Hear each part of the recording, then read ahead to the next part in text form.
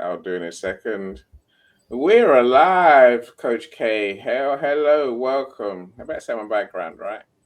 When you say we do everything as we go, you're not joking. Okay. No, I mean people need to see what it looks like so they can stop being Yeah, afraid to do yeah. it. I agree with you entirely. Like Anyway, normally, we're if I'm in live. a formal room, I sit in my the corner of my bedroom where I'm comfortable in my little chair, and on Sundays I'm going to do it from my couch or whatever is my lounge space so that people understand like this is not politics. It's Yeah, just yeah. we're just talking. This is the real you. I don't know what Yeah. I got so many weird messages today, but I'll get over it. So welcome. So I'm gonna join on LinkedIn so I can see what people see. Okay. Now tell me what to do. Am I hitting the stream this to your Yep, audience? yep. Hit the Okay. streaming to your audience. LinkedIn. We're gonna do LinkedIn first because my people gotta come first. Do I need All to right. type anything in here? No, no. Your channels are connected, you just stream to your audience. Full stop. It works from there. Well, no, it So, says when I put in when I click on the LinkedIn, it's mm, asking me to put in a title and a description. you can do that afterwards. Yeah, but it's like it won't let me hit save changes. Okay. So It that's won't so. allow me So to go okay. So, further. so put your title in, and then Okay. off you go. This is lessons learned and my story and life stories, right? No. See, let me just get the thing. This I need you to go back and change that other wording too. Yeah, I that I can't change it. I can't change it. I probably can't change it ever. Right. never. No. I can Oh my change god. it on LinkedIn every so often, but it means recreating the page all over, the Oh. event all over again. I have to take you off, and then when I put you back in, Okay. it creates a whole So new page. So, I will write the description from now. I won't do that to hmm you again. hmm I agree. So I can see Ollie in the comments, but I can't see him on StreamYard. Okay, so I sent him the link. If he doesn't have it, do you mind sending it to him while I'm trying to get this description that I want? No, no, he's here. Is he in StreamYard though? No, he's on the chat. So you want Ollie to come on stage? Yeah, well actually leave him in the chat for now. I'll stay in the chat for now. Once I'm straightened out, then we'll bring him up. Right. That I way don't I don't know. because I can only do so much at a time these days. Yeah, I can see my welcome Ollie comments. Ollie, I arrived, says Ollie. Hey Welcome, Ollie. I Ali, don't know why the first one didn't work. he was so ready. Like when I say I love this guy, he's like having a brother literally here because he checks on me so much. And even if I don't respond, he's going to keep checking. Like, I love Ollie. He's so David, sweet. welcome, David. I see you as well. I was in Amber's room this morning, David, and we're talking about you. So I'm glad you're here. I Hey, say that David. in a good way, Yeah, he's going to come. He's going to end up coming up. I love the way he speaks. Okay. So let me find my LinkedIn Um, page. I'm looking for Where my Facebook password. This is like, you don't connect automatically. no, I don't be on social media. Like, I disconnected everything a long time ago. So I only have like if people direct message me, I'll get it. And I need to turn my notifications on for that. Those have been turned Yeah, on. well, you just had mine going, right? I mean, I needed to focus. It was a distraction. So Um, okay. See, it's like it's on my phone. Let me get. How do I get to the stupid password screen? Okay. Ollie, I don't know why I can't find you in my DMs. Try typing his name in. You're funny. I I'm mean, it trying. just felt like the obvious I've thing. typed his name in, but his name's not coming up. I don't know what's going on. Okay, DIE. Okay, fine. So I can send you the StreamYard link, Ollie. Ollie likes coming up on stage. He Yeah, likes. he does. He like greets people. He'll read the comments for me, Mm. and he's like my personal decoys so that I can while I'm like getting stuff together. But like I said, I like going live while I'm doing stuff So, so that this is Vincenta. Welcome, Vincenta. Graduate. oh, so I'm so excited. She's very special to me. She asked me to mentor her. She gave me such an inspiration for the launch that's dropping on New Year's Day. So I'm very happy that she was able to make it. Superb. Well, you're She's here. in Ghana. Love that. Now I see why you chose. Now I see why you chose that song as well. Now, when you were telling me Yeah, yesterday, I've never heard the Stormzy song. By the way, I don't have to listen to him. I My felt like you wouldn't have, my and I'm family like, does. I don't. I'm ignorant. it was to this try listen to something new. So thank you for listening. No, so I'll upload it. I'll play it. It will give our friends the reason why we're here. I suppose, and it goes well with our theme today, right? Yeah, it goes perfectly because it's all about being connected and Mm. working together at the end of the day. Okay. What do I call it? Okay. So Coach Case song. Call it that. Just call it put my inspiration on there. Okay, so They're not gonna say it. okay. Well, no, that's for me to find it easier. That's how I categorize stuff. Okay, no, you don't get to do any of that. I get to do all that stuff. Oh my I God, get you're to gonna press have the my button. mind all over the place, Annie. You know Yeah, so what? go on. You know what the cool thing is about working with you is by me being such a live person, people was people was get to see like exactly who we are, and by the Mm. time they truly understand it, we will have proven a value and the price will be higher. Yeah, well, at least it'll prove the value. That's the important thing. It is. Of That's why course, I'm people with go you. into business. Yes, I'm with you in terms of people realizing that these things don't happen by magic. This is we have to go through a process to get these things done. Like it's Hello, such a Hey, Ollie. process. Good to see ya. How you doing? hello. Happy to be Hey, here. Ollie.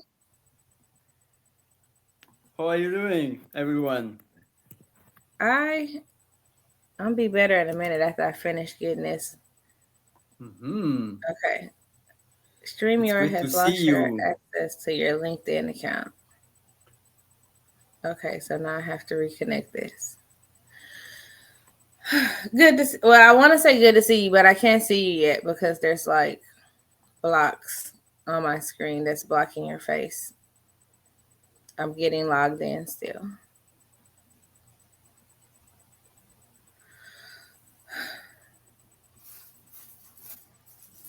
Okay, so save changes. I can see you, Ollie. So Okay, this there is we go. So now I can see everybody. Hey, Hey!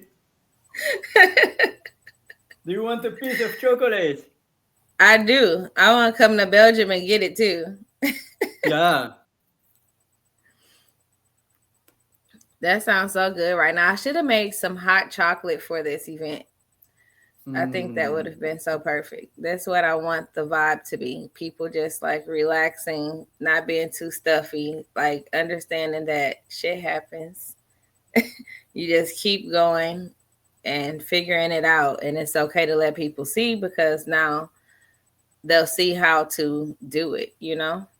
Okay, so I'm live on LinkedIn. Now I want to go Mhm. live on Facebook. Was I supposed to click all those boxes at the same time? So can I disconnect? I can remove LinkedIn and then go back and do them all at the same time because they're seeing it on yours right now anyway. Okay, so I need this, and Facebook profile. I could do my Facebook page actually. Let's cancel this. I think that's what I'll do. that, and I'll just share my page to Facebook. My page to my profile. Okay, so let's go Facebook page.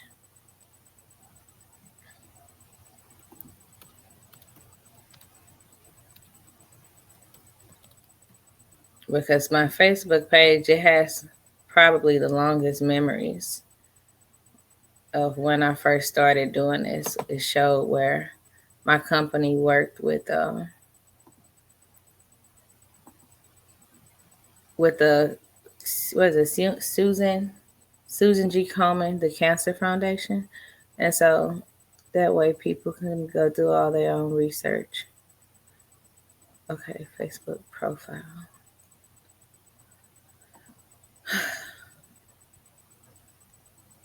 I don't really want to do this on my page, but whatever.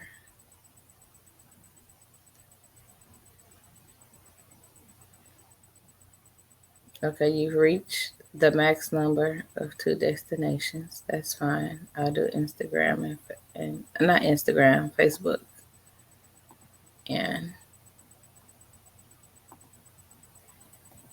LinkedIn.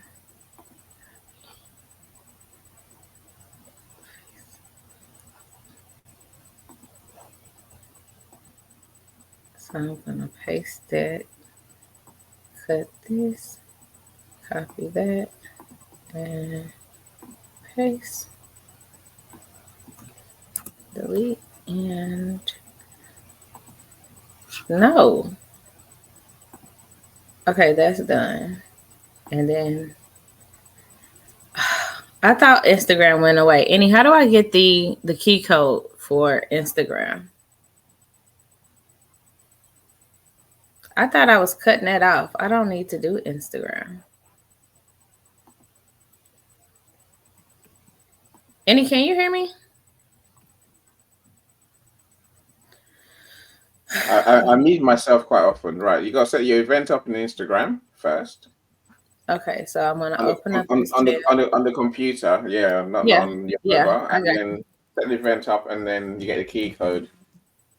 Okay, And then so then you add then you create the event on here and enter the key code into that. That makes sense.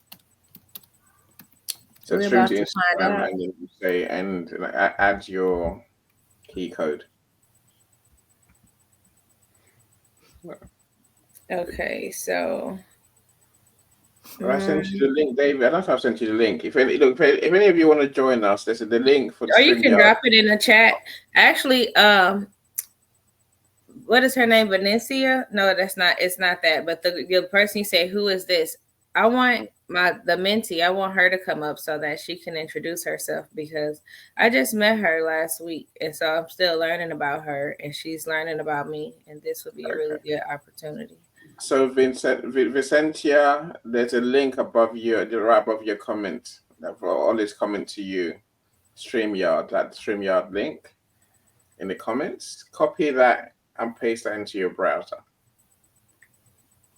That'll bring you in the studio. You can turn your camera off once you're in the studio, but as long as we can hear you. You must enable camera and microphone before you come in the studio. You're connected to Vicentia, right? Oli, are you connected now? I'm sure you're not.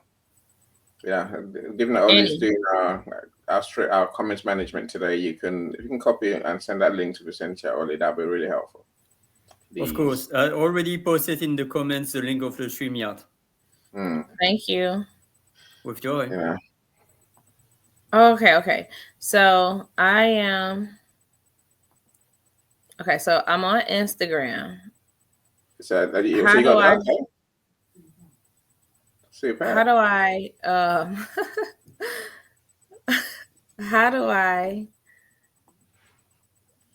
How do I set up the event on Instagram? Yes. Down the left hand side, there's normally where there's all those different settings. Okay, so I'm going to go to find the one that says event or go live, something like that. Okay. View archive, edit profile. Let's try settings. Apps and websites. Let's try that one. Instagram. Oh, you said try the live, so maybe it's just a simple create button. It is. Okay, live video. Yeah. Drop down on audience, public. Let's go public. Next. Create. Okay, so copy the stream. Yeah. Got it. Copy and paste that code into your StreamYard into for today's event, and away you go.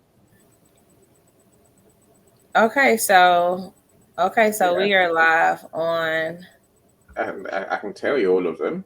Facebook, my Facebook, your LinkedIn, my YouTube. There's another LinkedIn somewhere. Which one that is? I have. It might be my company page, but I'm not sure. Yeah. Okay, so your company page, LinkedIn, your Instagram, you got another LinkedIn. You got how many LinkedIns you got? And your YouTube. So I thought I had one. I merged two accounts though. No. I decided also to share to my own LinkedIn and YouTube so that you gain more visibility. Yeah, superb. So that explains. That. Thank you. There's more YouTubes than there's more LinkedIn accounts than I guess I know. But they don't know what attach my accounts. I'm like, okay, all good. Okay, but now we're happy. Can I play my song now? Yes. Yeah. Let me play any song that you would like. No, this is the inspiration for the room today. Yeah, it's not me. Because no, it's a word game. It's not ENI, it's ANI. Any song. any song. Well, I dedicated the song to him because we have a collaboration coming up that I'm going to also talk about today. Let's go for it, my friend. Is about. So this song is to kind of introduce the collaboration. Let's hear this song. Of your time, I could tell you stories about my life. I've seen hope and I've seen struggle through these eyes. Yeah. So give me just 1 second of your time. 1 second to let it breathe. Just a second is all I need. When you're questioning everything you believed, and you're fighting with the devil in your dreams. 1 second, just let me be. Let it pour, let it rain, let it bleed. Heavy is the head, but the pressure makes you heave. So you bill it, cause the spirit of depression never sleeps. And I am not the poster boy for mental health. I need peace of mind, I need to center self. The cover of the enemy, that shit made me resent myself. There's people trying to spread the word and people that pretend to help. But how am I complaining when I'm blessed? I get this guilty feeling on the days I'm at my best, when all these demons that I carry get to messing with my head. So could you give me just a second just to get off my chest, please? Of your time, I could tell you stories about my life. I've seen hope and I've seen struggle through these eyes. So give me just 1 second of your time. Lie. 1 second to recollect. Just a second is all I get. I can't tell where I'm heading, I'm out of breath. All these early premonitions of my death. But I knew he had a plan. Lord knows I'ma do it if I can. When I take a stand, they say I'm ruining my brand, but I could never give a fuck, that's just my duty as a man. So if I go on stage at Bricks and tell the PM she's a bitch, then that's exactly what it is, and I don't want no bloody stripes for it. Mummy always said if there's a cause, then I should fight for it. So yeah, I understand, but I don't think that I'm alright with it. Like, yeah, cool, I get it. Yeah, I know I said it, but there's people fighting every day and they don't get the credit. But it's cool, man, it's just one of the stresses in my mind. To get this off my chest, I need a second of your time, please.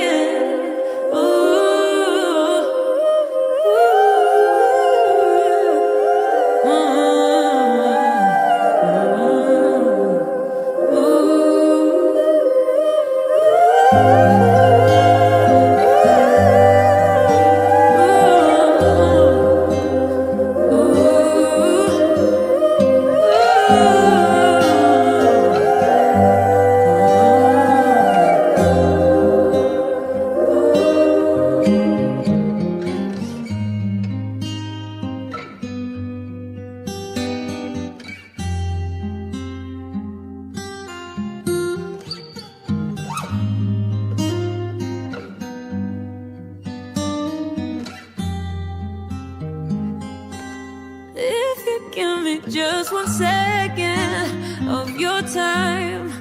I could tell you stories about my life. I've seen hope and I've seen struggle through these eyes. So give me just 1 second of your time. So give me just one.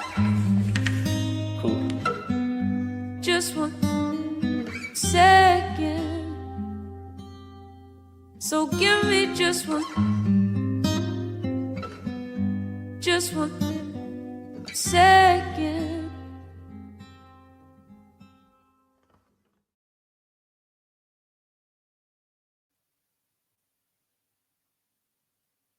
We're back. Woo! There you go.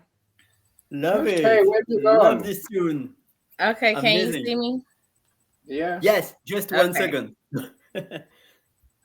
We can Okay, see you. we We good? can hear you. Over to you. Let's have the show we want to have.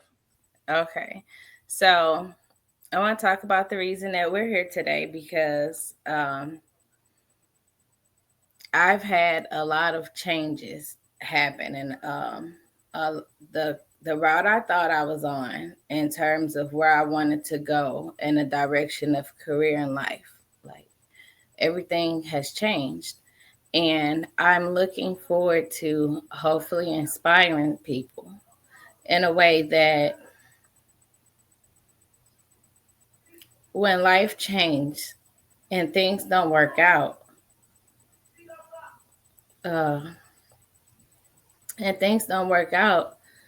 the only job you actually have is to not give up on whatever it is that you're dreaming about.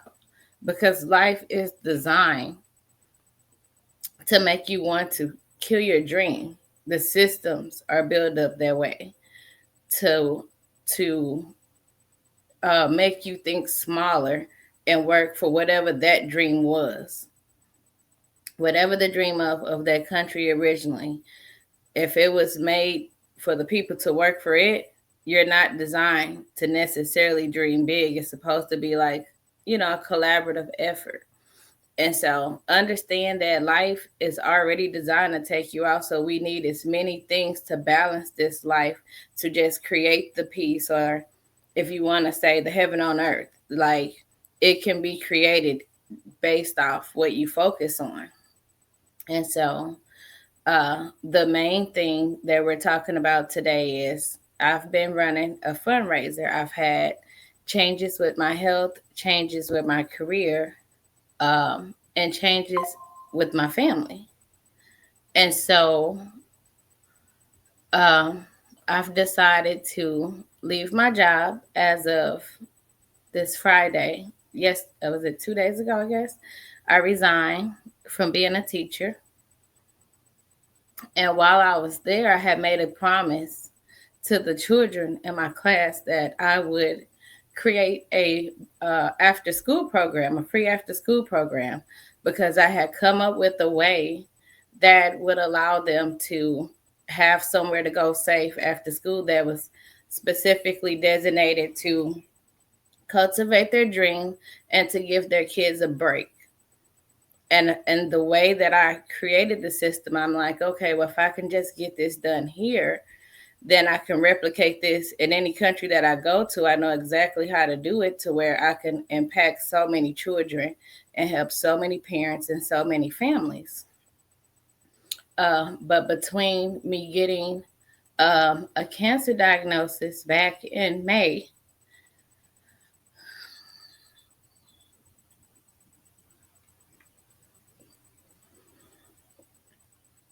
I'm also going through a divorce. And I was working at a job that was just not meeting my needs. And after putting my all into everything that I believed in, I realized that I had completely forgot about me. And the goal of all of this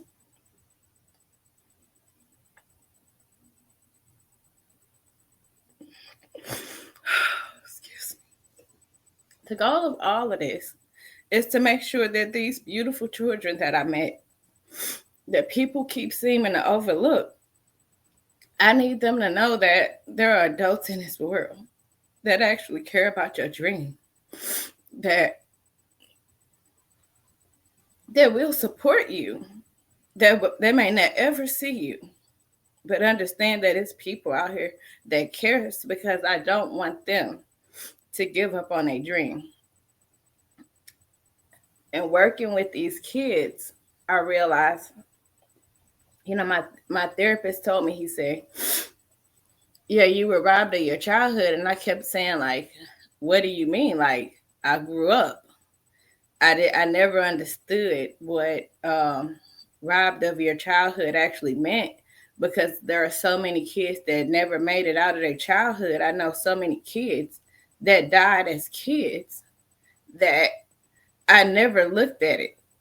I never saw life in a way that I was robbed of anything. I got to wake up every single day and literally do whatever I wanted to.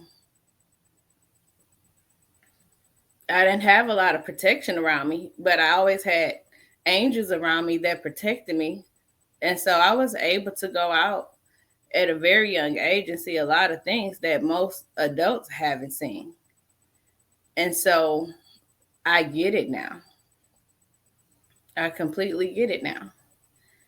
And so I feel like the best thing that I could do when it comes to leaving a legacy behind, because the class that I actually teach, when I teach it to children, it's called the Art of Storytelling Using Photography and Videography.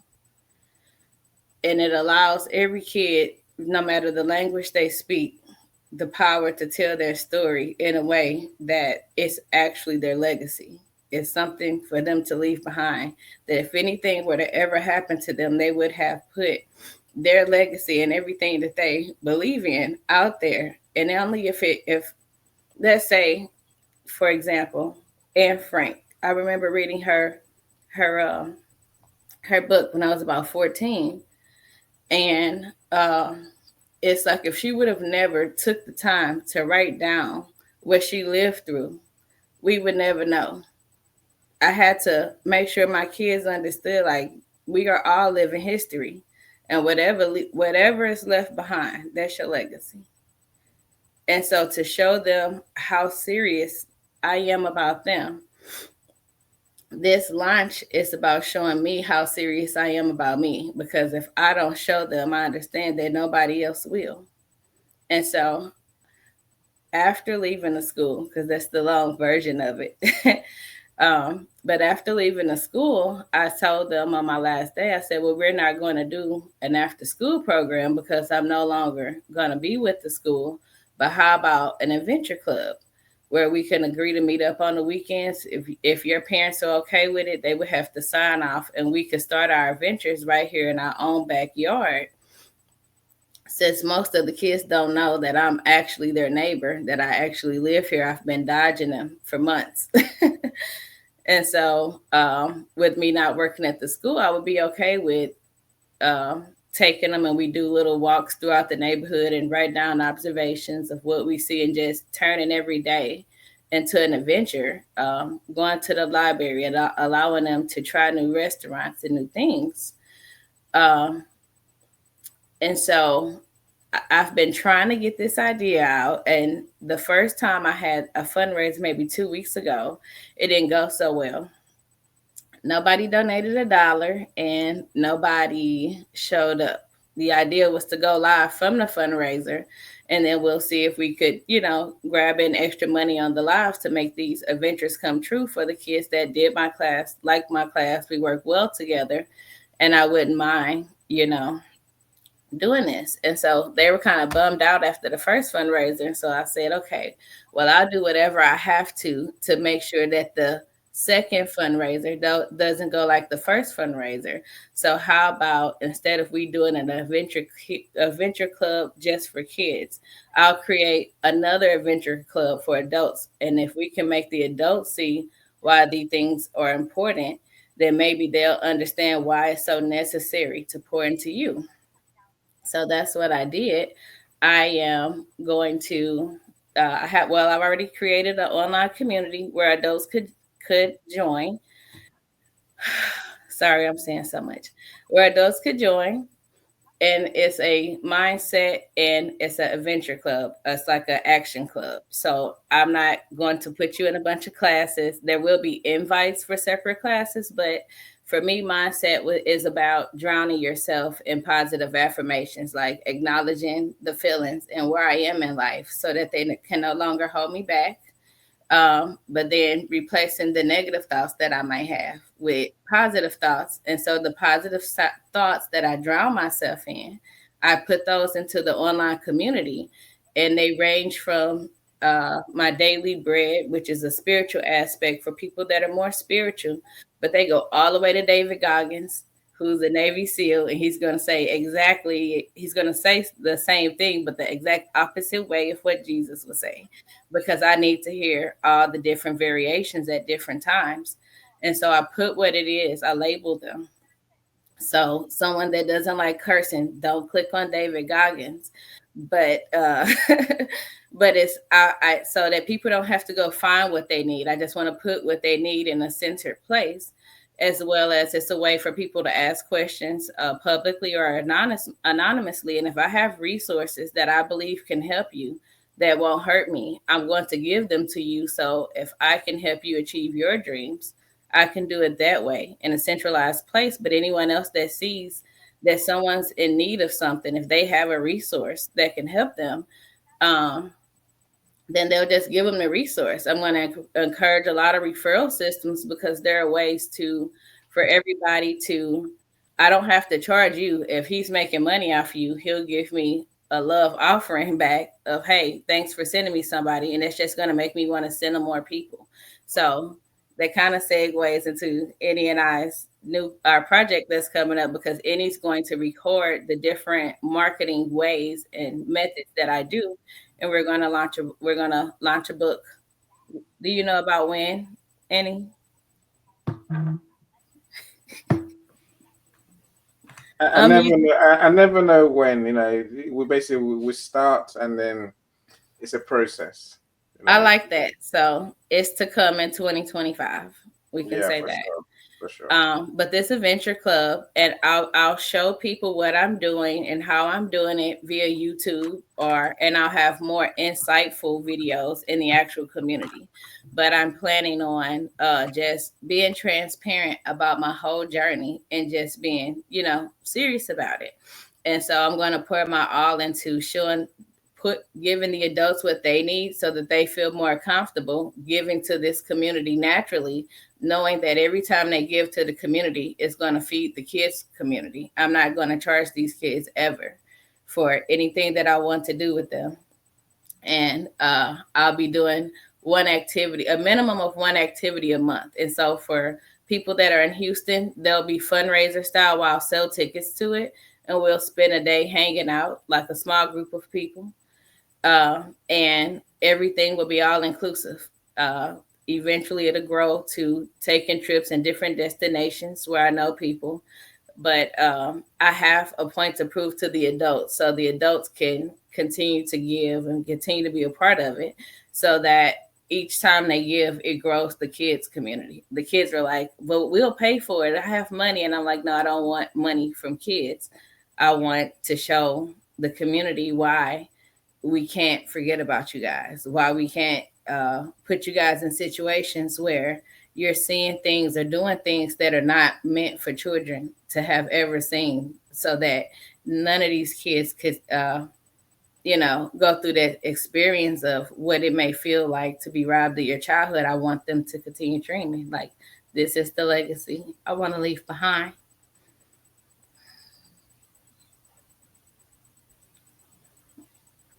So that's why we're here today.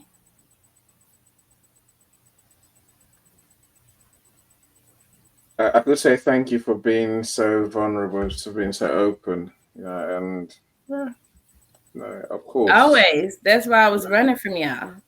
And anyone who was in our community, let's say a year ago, we know that Coach K was very busy. So I think we showed up once a week to do our networking room. Yeah. Of course, you're doing this room, the butterfly effect, as you call it. Yeah, and then suddenly you just disappeared. So, I guess now we know why. And yeah, this year was a very, very, very rough year. It'll be another book later down the line, but I'm not even in a space of getting into this year. There's so much going on around it that I legally can't. But it's 2025 will be better. Yeah. I'm looking forward to it. I look forward to simply living. Like, my plan is to get out of this country and just get back into the world. Go see the people and have live events with people that have showed up for me at times that I didn't think I was seeing. Like, you guys got me through a really rough patch. A year ago, I couldn't walk and I was stuck in the bed, and you guys were like my little buddies around my bed. I like that. Of course, and I think it's important when you say life is there to throw curveballs at us. Life is there. It's made that way. It's not meant to be easy. If it was easy, everyone would be doing great. Everyone would be doing amazing, right? Yeah. I was talking to my son yesterday. I'm saying to him, you got a choice. He's 15. I'm like, you got a choice. The choice you make now is what's going to determine the rest of your life. Do you want to be amongst the 1%? Do you want to be amongst the 2%? Maybe the 5%? Or do you want to be a 90%? And he's like, oh, it's too much hard work to be amongst the top. So I'll just be like everyone else. I'm like, such words you're going to regret one day. And but you don't know yet. I wonder where he learned that at. Not from me, he didn't. Until now, I'm sure you can hear me. Until now, I want to be a doctor. I'm like, great. We'll sell our souls as your parents. Will sell everything to help you be a doctor, because we know you have to fund this dream. And now it's exam time. He's all rolling backwards. I'm like, being ordinary does you no good. You have to aim a bit higher for yourself. But I think the reason I mentioned that, I think positivity is an important point. And life will throw great hurdles at you, and we have to somehow push past them with the hope that things will get better, things will be worth it in the end, things will only ever improve. But there's no guarantee. There's no guarantee. You can do all that, and I say you can be as positive as you want to be, do all the hard work, and you still face even more hurdles. But that's life, right? I'd rather your positivity than any other way, to be fair. Yeah. Honestly, if it wasn't for me having to come to this truth about this cancer diagnosis, I wouldn't be on this live right now. I honestly wouldn't. I'll still be hiding. I'll still be trying to do it another way, because this is the one thing that I did not want to do. I felt so comfortable in those audio rooms because I had a voice and nothing else mattered. It was just my voice. You guys met me through a voice.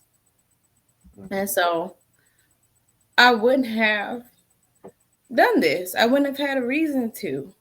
But then when I started seeing, as my sons are getting older, especially like my 20-year-old, there's so many things that he's missing that I can't always give him in real time, because he still has to learn certain things in his own way. And I have to be okay with that he's learning at his own pace.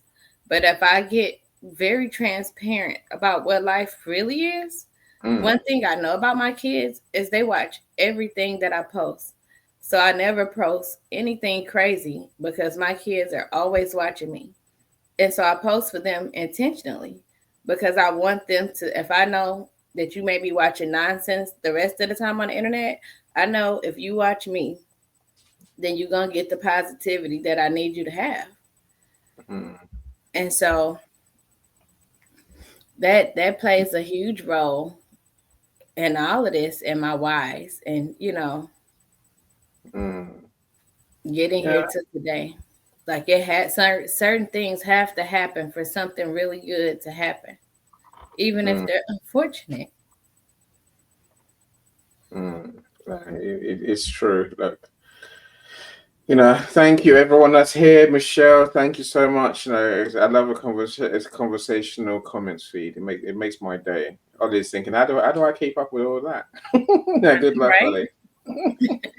Jay, what's been going on with you? I used to, the days that I could catch it, I would catch your room, and your room is so beautiful. Oh, thank you. Yeah, so I'm continuing to do story time with Jay and friends on Saturdays. Every other Wednesday, I have storytelling strategies, and my co-host is Erskine. And so that's what I've been doing as far as LinkedIn is concerned. Eddie and I partnered up. He was my publisher for a minute, continues to be my publisher. Stuff is going to be coming out in the future, but finally published my book, The Rules of Engagement in Storytelling. And there's some things to come in the future with regards to that. 2025, we're going to be doing some things.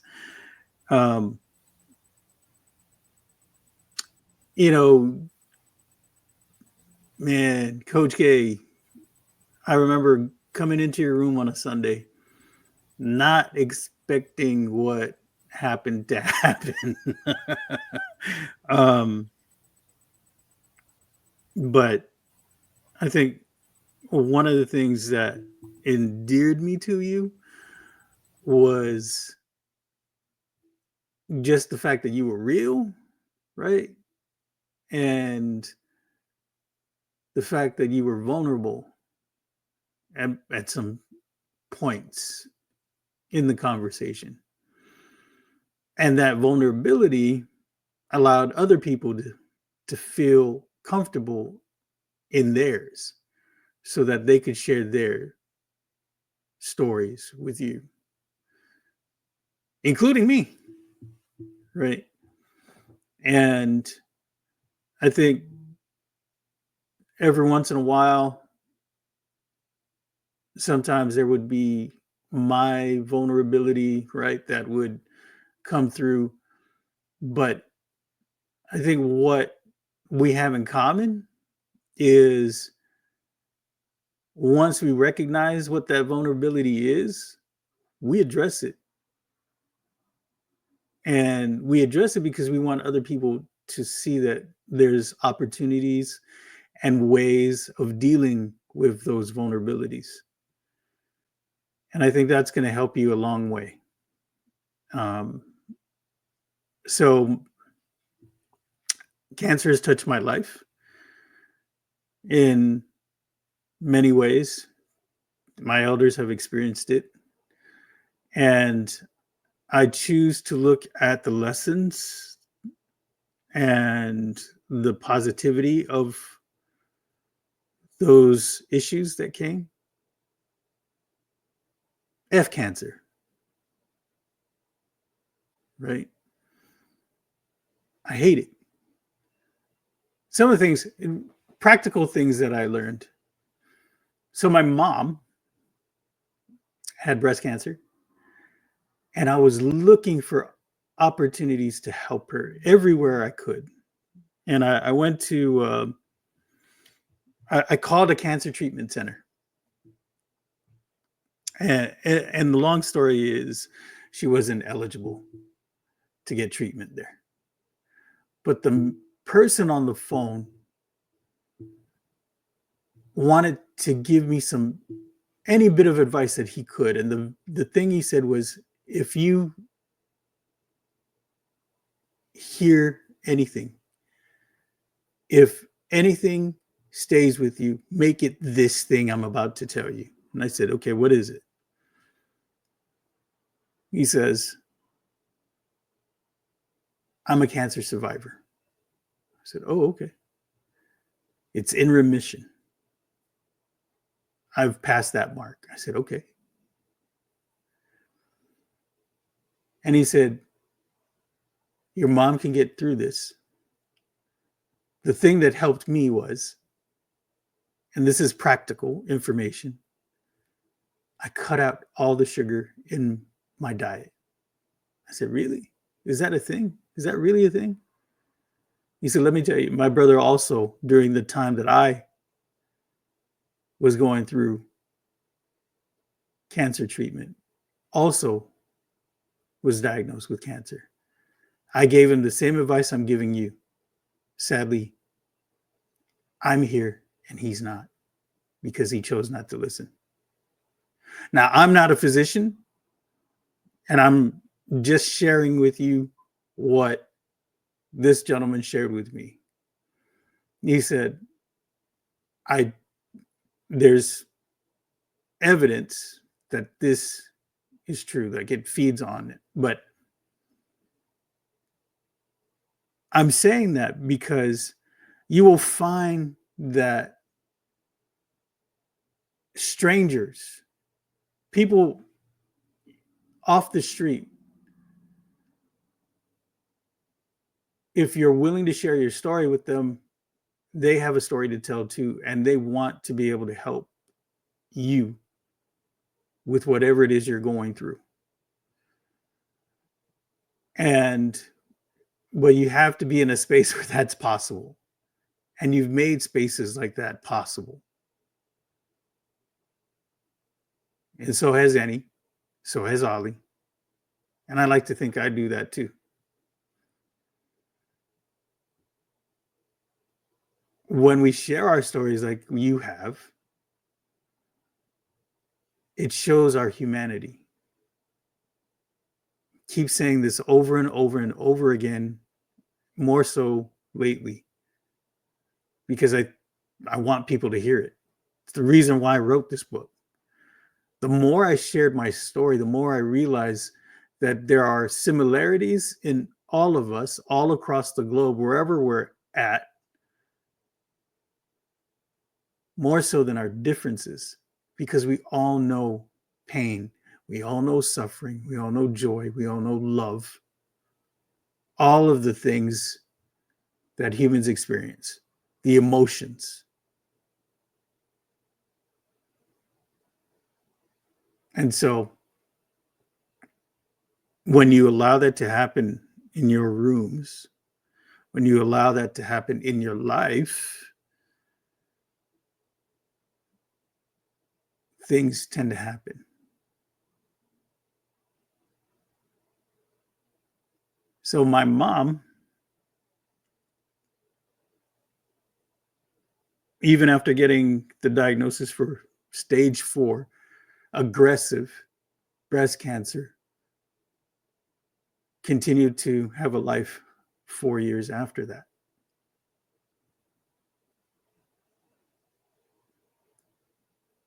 She chose to fight.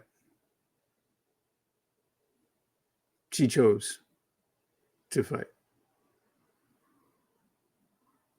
Now, you know my tornado story. Many people do.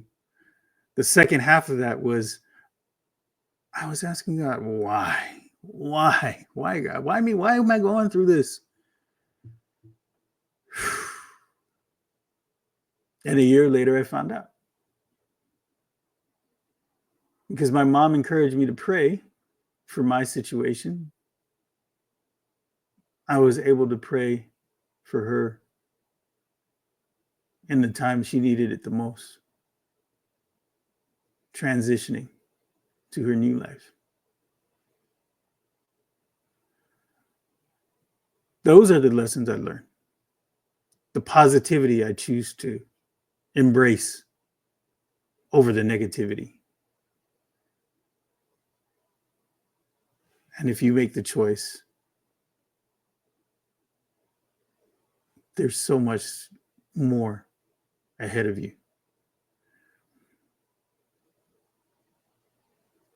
Again, I'm a storyteller, so I was looking for stories. Why did this happen? Especially to my mom. Beautiful, loving woman. And so over the years, I've gained some knowledge about how people have survived a cancer diagnosis. Epigenetics is one of them. Quantum healing is another. The same thing that helps 4-foot-nothing moms lift an entire vehicle to save their child is the same thing that can help cancer survivors be survivors and not victims.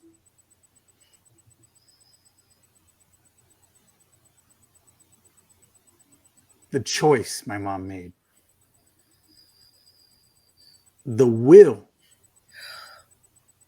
to survive.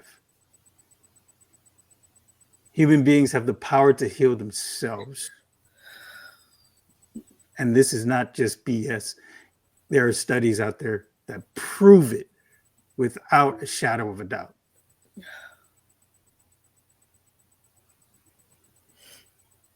I believe you.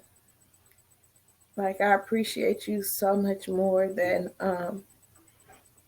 words can say. I was listening to you talk, and I have this picture of my grandparents that's on the bar. I'm gonna grab it real quick so I can show it to you, because when you speak, it's almost like my grandfather is still here with me. And one of the few memories I have, one of the few good memories I have from my childhood, because I don't have a lot of positive memories from my childhood. And it's not that I have a bunch of bad ones. I just don't remember a lot. There was not a lot to remember. But one of the things that I do remember would be like my grandfather telling me stories. I don't know if you guys could see this because my camera is froze. Are you able to see this?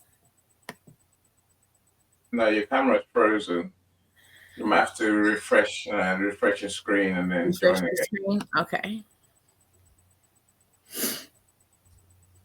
This was not supposed to be about me today. My intention was to make it about networking and the kids. And then it's just like, I get in this space with you guys and I get so comfortable because it's like, you guys feed off my vulnerability and I feed back off yours. And so my oldest son, he jokes about it all the time. It's like you got this. Oh, oops, she's gone. She'll be back. She'll be back in a second. Mm-hmm. I'm sure. Yeah. I think the health thing is always a hard conversation to have, right? I don't know how. Yeah. I would share such information with anyone really. I'm here. Yeah. So when I go off screen, I don't disappear. Yeah. This session is touching my heart deeply because I have other stories. But I think it takes a lot to show up and share your stories. Like social media. We're used to sharing good stories. Essentially people type that thing that I guess Henry Stevenson calls the LinkedIn effect, where everyone turns up to look glorious. They're looking for more glorious than they really are. But so when you have this, it's in question, I think it's a hard one. And everyone I see who's ever done it, they have a very hard time. So I do admire, your bravery, Jay, your bravery, Coach K, as well. I'm just reading a book that I'm apparently going to republish, or at least relaunch. Someone's cancer story. And I guess the message in that one is, believe in God, and God will take care of you. Refuse the medication, refuse chemotherapy, refuse radiotherapy, and you wonder. I wonder anyway. What is the right way? Is there a right way? Would I say to someone, truly, take your chances? see what happens. I don't think I would. Really, and I think I don't know. So again, I'm fully understanding that. Those treatments don't always give the best results because of their side effects. I think if you look, and there is also a lot to tap into natural, like Ayurveda or other natural remedies. Of course, I'm not here to say avoid this or that, but I think also to have the power of tapping into God and faith and prayer, and it helps our energy to vibrate. And of course, it's also to add to simple rules to look, okay, to make peace with our body, because it's our body to tell us, oh, there is something wrong. There is and it's okay, what I did wrong. And so maybe I was eating too much meat or too much sugar or too much toxic things. We never know. So it's about tapping into possibilities, and also to not let defeat drown our energy, because we receive what we emit. So if we already think that we will lose the battle, there is half chance that we'll lose the battle for sure. And there's all these studies out there, and I'm saying the same thing, right? Don't do things that may potentially lead to something else, right? Some other issues. But if you combine several things, right? So the Cancer Treatment Centers of America, they have what they would call a holistic approach, right? So they include dietary, changes. They include spirituality, whatever that is. It's not just Christianity, it's whatever it is you believe. They incorporate that into practical medicine that's being used today. Technologies, the latest advancements, all of those things combined can be an army of defense and offense against the scourge of stupid cancer. I want to say another word, but it's being recorded. But that's the thing. It's like we don't necessarily have to get to the point where we're having to do those things with issues that are traumatic. We can start doing those things now, right? And if people out there don't believe that dietary changes can help you, I have diabetes. Let me tell you, dietary changes can help you. Yes, it's change, and nobody likes that. But if it allows you to continue to be where you need to be, and this is what I was going to get to. Hopefully, Coach K can come back soon. But what I wanted to say was, she didn't want it to be about her. It's not necessarily about her. It's about her wanting to help others. And so I want to be there to encourage her to continue to do the things that she needs to do and wants to do.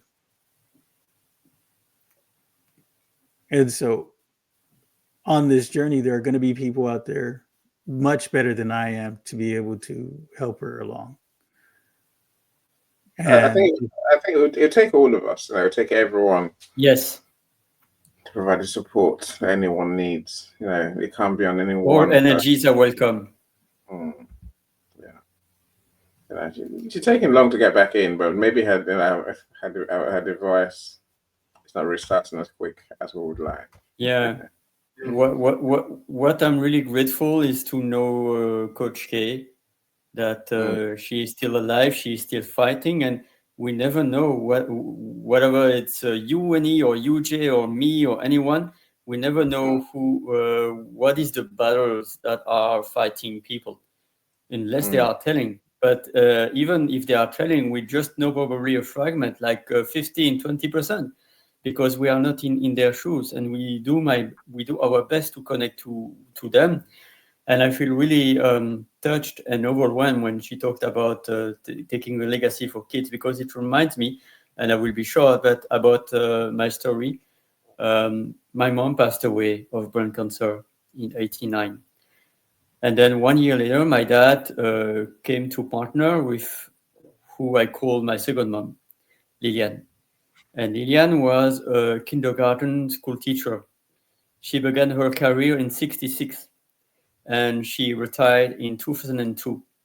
And during 36 years, she was helping more than 1,000 of children from the kindergarten to raise, 36 years of her life was dedicated to school, to these little kids of 3, 4, 5 years old before going to 6.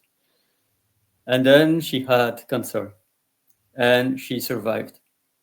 But at the same time, there was another thing in her life that was really detrimental for her health, because she was alcoholic and she couldn't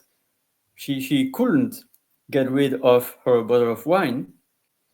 And then my dad and her decided to go outside of the city of Brussels, and I was on my own. And then in 2007, my dad told that she passed away from a heart attack. And I realized that I was not seeing her as often as I should. She was kind of a second mom, and she impacted me. She was sometimes difficult because of her alcoholism, but she changed my life. And one thing is that 6 months before, or 1 year before her passing, she was selecting not white wine, but whiskey for alcohol. And this make her heart not taking the load. So I'm happy to have shared this story. And now we are back with Coach K and with, I don't know who, because I don't see the names. That's Michael. So Michael's here. Welcome back, Coach K. I thought we'd lost you. Oh my God, don't say that right now. I'm here. You see, I wore this shirt on purpose just for you, Annie. No, I'm more concerned about your laptop or your computer not restarting. No, I just, you know what? I think I've like the most with this one. So luckily I had a backup one. Okay. Always have a backup plan. Yes. Anyway, welcome back. I was just happy that you guys kept going, because I'm like, please don't go dormant. Just keep talking. We have to keep talking. Don't worry. No, we are good at that, especially Eddie. Eddie's good at talking. I gotta get these streamed back to the other devices. Oh, but so this was the picture I was trying to show you, Jay. These are my grandparents. That I lost my grandpa when I was about 8 years old, but he was, dare I say, my favorite. Every time he saw me, he just saw all of me. He was never afraid to say it. He was a military guy, and he had like all these tattoos and would just tell me stories. Like I would sit on his lap. He had this box of cigars with Cormex in it. And I remember climbing up the bookcase as if it was a ladder to get his box for him. And then I'll jump down. And so it's like those memories that you tap into when I hear you, when I come and you're doing like the different voices with the Jay Storytime and Friends. And I'm like, it makes me feel like I'm sitting there and listening to my grandfather. And I'm just like, oh my God, I never thought that I would feel this feeling again. And you gave me that feeling back. And so it's like whenever I can try to, whenever I can make it, I'm going to make it, because to show as like a fast for myself, and just because of like all the things that I'm going through, and I have a low tolerance for a lot of things right now. So it's like taking these steps that I'm taking, it's allowing me to do what I need to do for real. But I'm going to double down on it by going into like 90 days of isolation, where the only time I'm interacting with people is when I'm doing what I'm supposed to do. So it looks like doing things that are good for me, which may be coming to your room and just having that moment. And so I'm going to communicate with people throughout these 90 days, but they'll primarily be on lives. And if I'm always live, then I'm always creating content. My message is always having the opportunity to impact somebody. And so when I have my rooms, I'll go more into this. Like I feel like it's my own art of networking, that it's just about connecting. It's about showing up and doing what you say you're going to do for people that are like truly in alignment with you, because helping them is helping you. Like, people need to understand that. It's not just like that's what mutually beneficial looks like. I had so many rooms. I was hoping you came today, but I wasn't for sure that you were going to make it, just because life happens. I don't have this room often, and I always do it last minute. And so there's several reasons why I didn't know if I would see, but I'm just so freaking happy that you came, because I needed to let you know what you do for me for real. Like, you really people need to know how they impact you, not at a eulogy at their freaking funeral. Give me all my flowers now. I'm not that humble. Like, I've been being humble for a very long time, but I know who I am. I understand what I do for other people. So to go through a long period of time where I'm like, when you guys were there for me, I was stuck in my apartment for 3 months, and I didn't know anything about this cancer or whatever.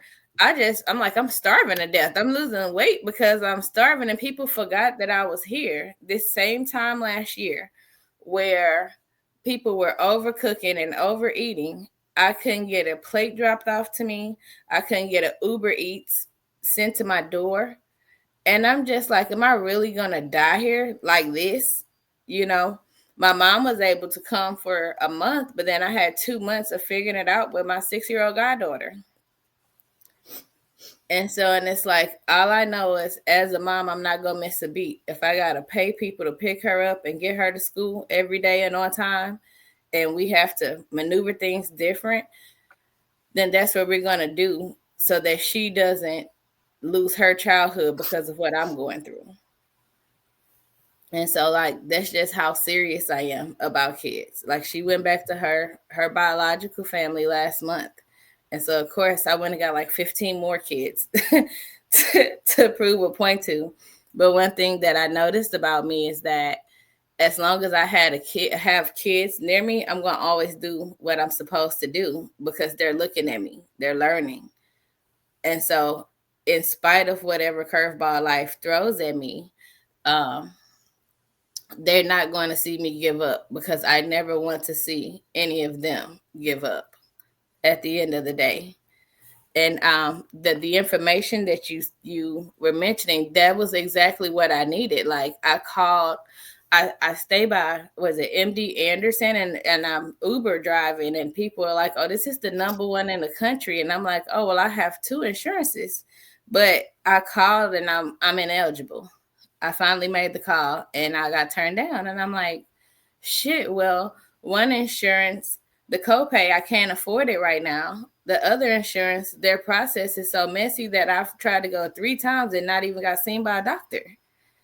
And so I'm just like, and I see all these other doctors that for all this other stuff I have going on. And it's like, how is this a thing that nobody even told me? And I've seen so many doctors over the last year that it is insane. But because it's not their thing or what they're looking for, nobody said nothing. And I'm like, but it's one body. It's one body. Like, how's the system so messed up that y'all not talking to each other? Like, y'all just gonna give me all this medicine and I'm just gonna take it and then get more problems? That don't make sense to me. Let me tell you, you ain't the only one going through that. I have a GP, general practitioner doctor, right? I go to for my diabetes. I go to him and I'm like, so I've heard the keto diet can do this and this and this, and it can help me with that. And he said, well, you're gonna have to speak to, another doctor about that, somebody who's, more versed in the dietary, requirements if you have diabetes. And I was like, wait a minute, dude, you're a doctor, right? You're treating me for diabetes. And if this thing can help me with my diabetes, why don't you know about it? And why can't you talk to me about it? And give me some recommendations. And you're going to palm me off to somebody else? Okay. Yeah. Oh, yeah. That's not my specialty. So it's we don't talk about it. I have other maladies that I deal with, skin stuff, right? Like psoriasis and eczema. Oh, I used to have eczema really bad.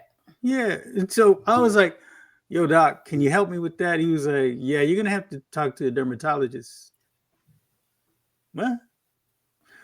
Wait a minute. You can't prescribe me anything. You can't help me, treat me. You're general practitioner. You can't suggest nothing?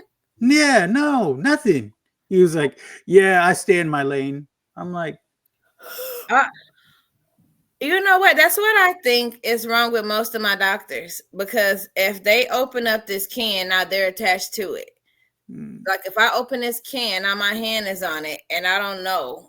Like that's what I feel like. And so, like, the other big thing about this community is, outside of overdosing people and self-love affirmations, I also plan to show people how to advocate for themselves. Like that's what this is about, because at the end of the day, we do have to save ourselves, but you don't have to save yourself by yourself if we're on similar missions, And that's what it seems to be about, that I'm still getting clarity on, because the other thing behind the accident that I had is my mind is also working against me. My world got turned upside down, and then my mind has did this flip.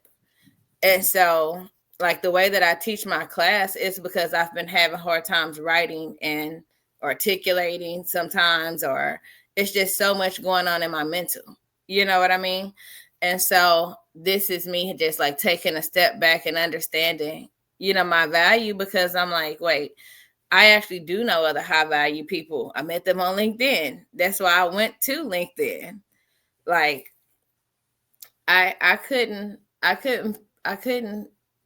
pick better people to be doing this with, because you guys, Michael is new for me, but Ollie and Jay, you guys have been here from like day one for me. And so, I'm happy that in this moment, like after I switched computers, it cut everybody else off. And I'm so happy about it, because everything works in my advantage. And so they're going to have to go to YouTube to watch the rest of this video. And I want to make sure that you guys link all your channels, so that I could thank you guys for even coming up on stage to hopefully get you more viewers and people looking at this and say, he made a lot of sense. And who don't know somebody that's got cancer at this point, because we've been getting poisoned for so long that everybody's kind of messed up for the sake of not getting the video banned.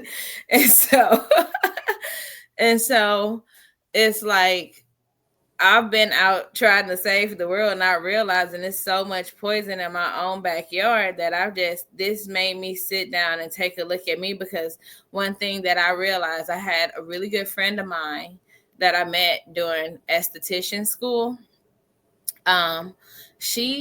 We were making plans for her to visit me here in Texas and with her kids, and the next minute she was gone.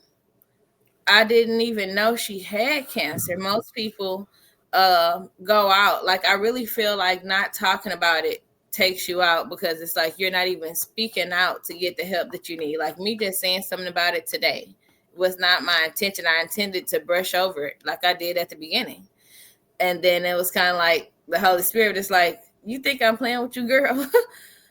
I said, say what you need, because if you don't say what you need, then nobody can help you. Nobody can push you if you just need a push. Like I got back into my dad's life recently just to push him to go to the doctor, only to find out he has cancer. And then when they got in there, it's like way worse than they thought it was. And it's like the main reason I didn't know that's why I was reaching out to him. I reached out to him because a year ago, my therapist said I resented him, and I didn't know I did. And I'm like, I don't resent my dad. I don't have a relationship with him so much, but I know who he is, and I wish him well, and I love him, and I check on him occasionally. But then I started hearing this voice in my head that's like, your dad is still here, and you can't go back, and whatever he did didn't matter, because I was not hurt by my father. My parents just got a divorce. And so I just felt forgotten about. And so I lacked that protection in that area, you know? And so I what do they call it? I subconsciously did resent him, but I didn't know I did because I never acknowledged it. And so once I acknowledged it, I'm like, well, I don't want to say nothing about it because he's going through this. And then it's like, I realized I don't have to say anything about it. I just got to acknowledge it to me. I don't have to go put that weight on him while he's fighting that fight. I acknowledged it to me, and I could honor the fact that he's still here and that I can still talk to him, and I'm not thinking of him the way that I think of my grandparents. And so me seeing my dad again, like just talking to him on the phone and video, it made him want to go to the doctor. And when he went to the doctor, that's when he found out. But I didn't realize that I was pushing him only to push me. Because when I finally went to the doctor, I found out the same thing almost. And I'm just like, what am I? Can you really not say the F word on YouTube and LinkedIn on here? Because, I mean, there's just no other word to describe it, but you guys got it now. Like, because that's what I really want to say. It's like some stuff is like, I'll pass this message on and I'll give my testimony, but you got to let me cuss still. I won't say GD, but... Who's gonna stop you? What are they gonna do? Ban my video, and I don't have time for that. I gotta get this word out. They can't ban you. They won't ban your video for you know. Oh, well then, fucking great if that's the case. Because sometimes saying that just makes me feel better. I've grown up hearing that word so much that to just say it, it's like, glad I got that out.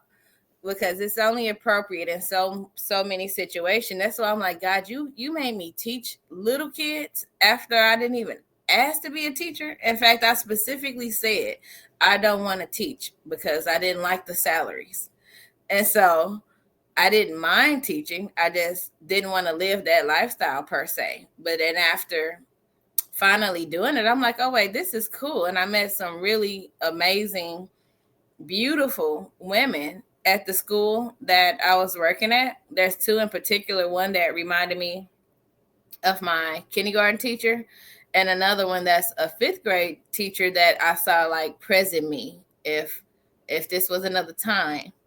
And I didn't have to focus on what I have to focus on right now. I saw myself in her.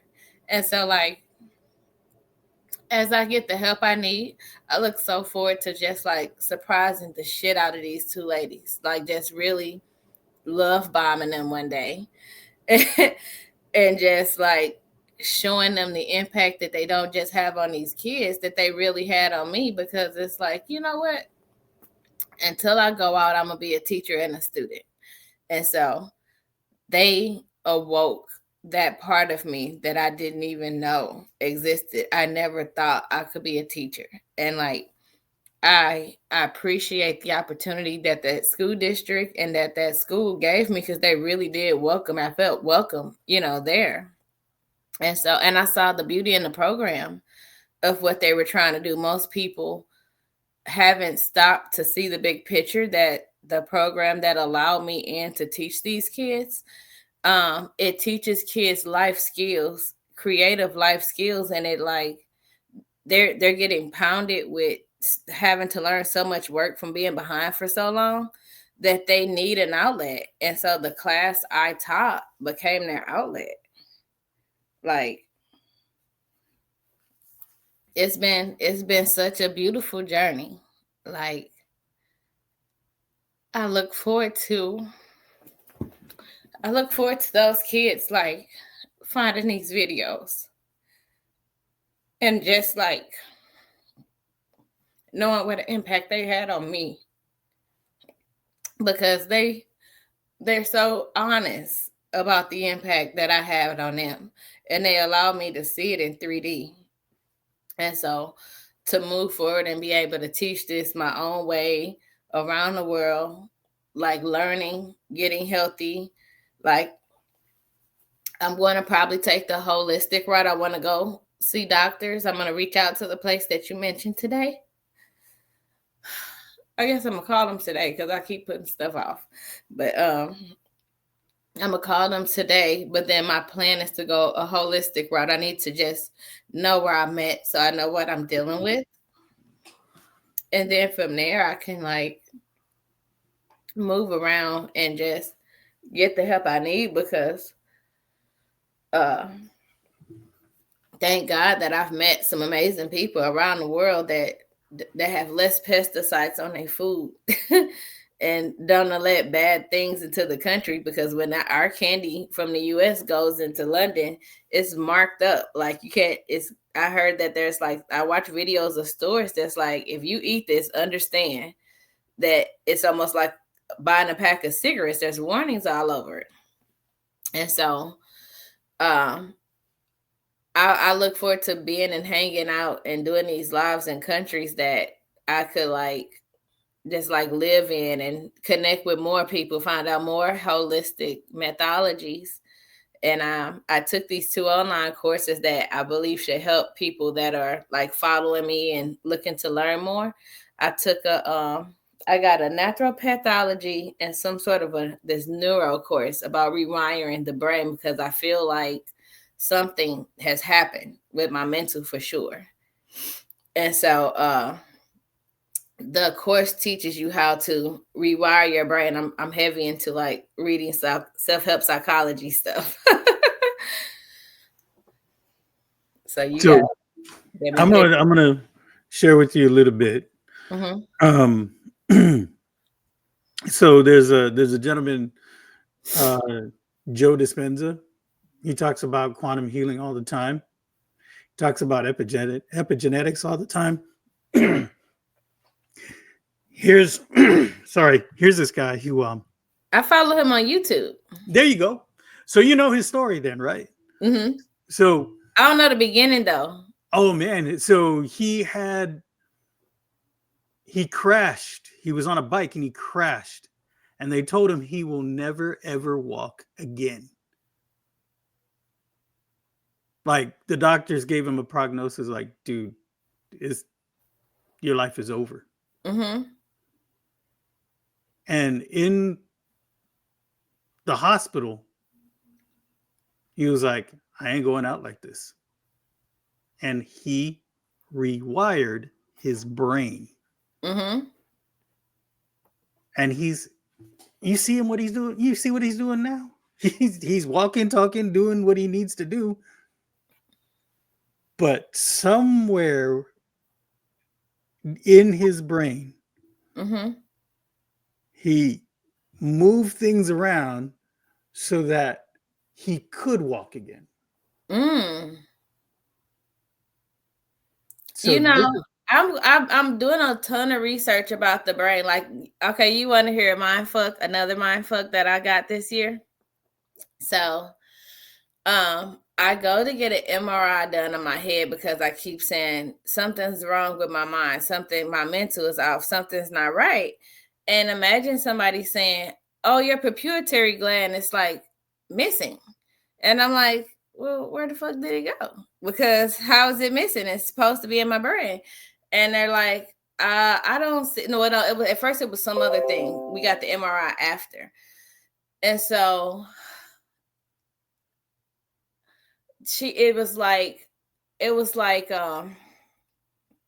she said, you know what? I'm gonna tell you what she said. I sent this to my paralegal. I'm not gonna tell you what that lady said because I don't want to get her ass in trouble. But I'm gonna tell y'all what she said in the group somewhere. Join the group so I could talk freely. But just imagine somebody telling you that something that's supposed to be here is missing, and then just leaving you with that. And I'm like, okay, well, what's the side effects, or what do I do next, or how can I fix it? How can I heal it? Like, if it's supposed to be there and it's supposed to be like this, it serves more than one function of just controlling my hormones. They say it controls your hormones, but the pituitary gland. But it's like, it's squished. They like, it's not gone, because if it was gone, you'll be dead. And I'm like, but if you can't see it and it's so squished, then what the fuck does that mean? Like, I've been, that's why I'm like, yeah, I had to walk away from that job and say, like, by all means, put it out there, throw it on YouTube, make it work for you. Don't let it own you, so that I can so that I can monetize everything that I do to get the help and the treatment that I need. And I'm still going to help these kids. And I think I wanted to jump in a long time ago, but I wanted to give you the grace. This is your show. It's okay. I like actual conversations. That's the thing about this, that I'm okay with it. Man. So when you said this is not about you, it was about the kids and what you, Kim, it's about you. Because without you, you won't be able to help those kids. Yeah, I know. I'm like, I know. Yeah, but you gotta hear it. You gotta hear it. I do. Without you, who's gonna help them kids? The way nobody, for real. Nobody showed up that first fundraiser. I'm like, wait a minute. I'm talking about giving y'all a free babysitter and nobody showing up. Yeah. That's the problem.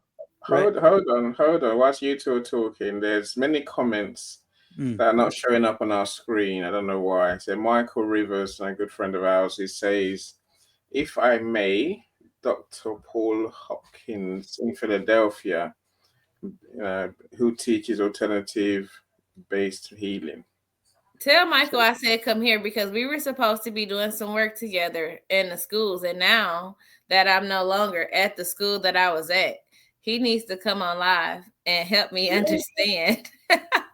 Michael, if you want to come in the studio, let me know. So I'll I intentionally sent him a link. Okay. So I'm going to share the link in the comments again.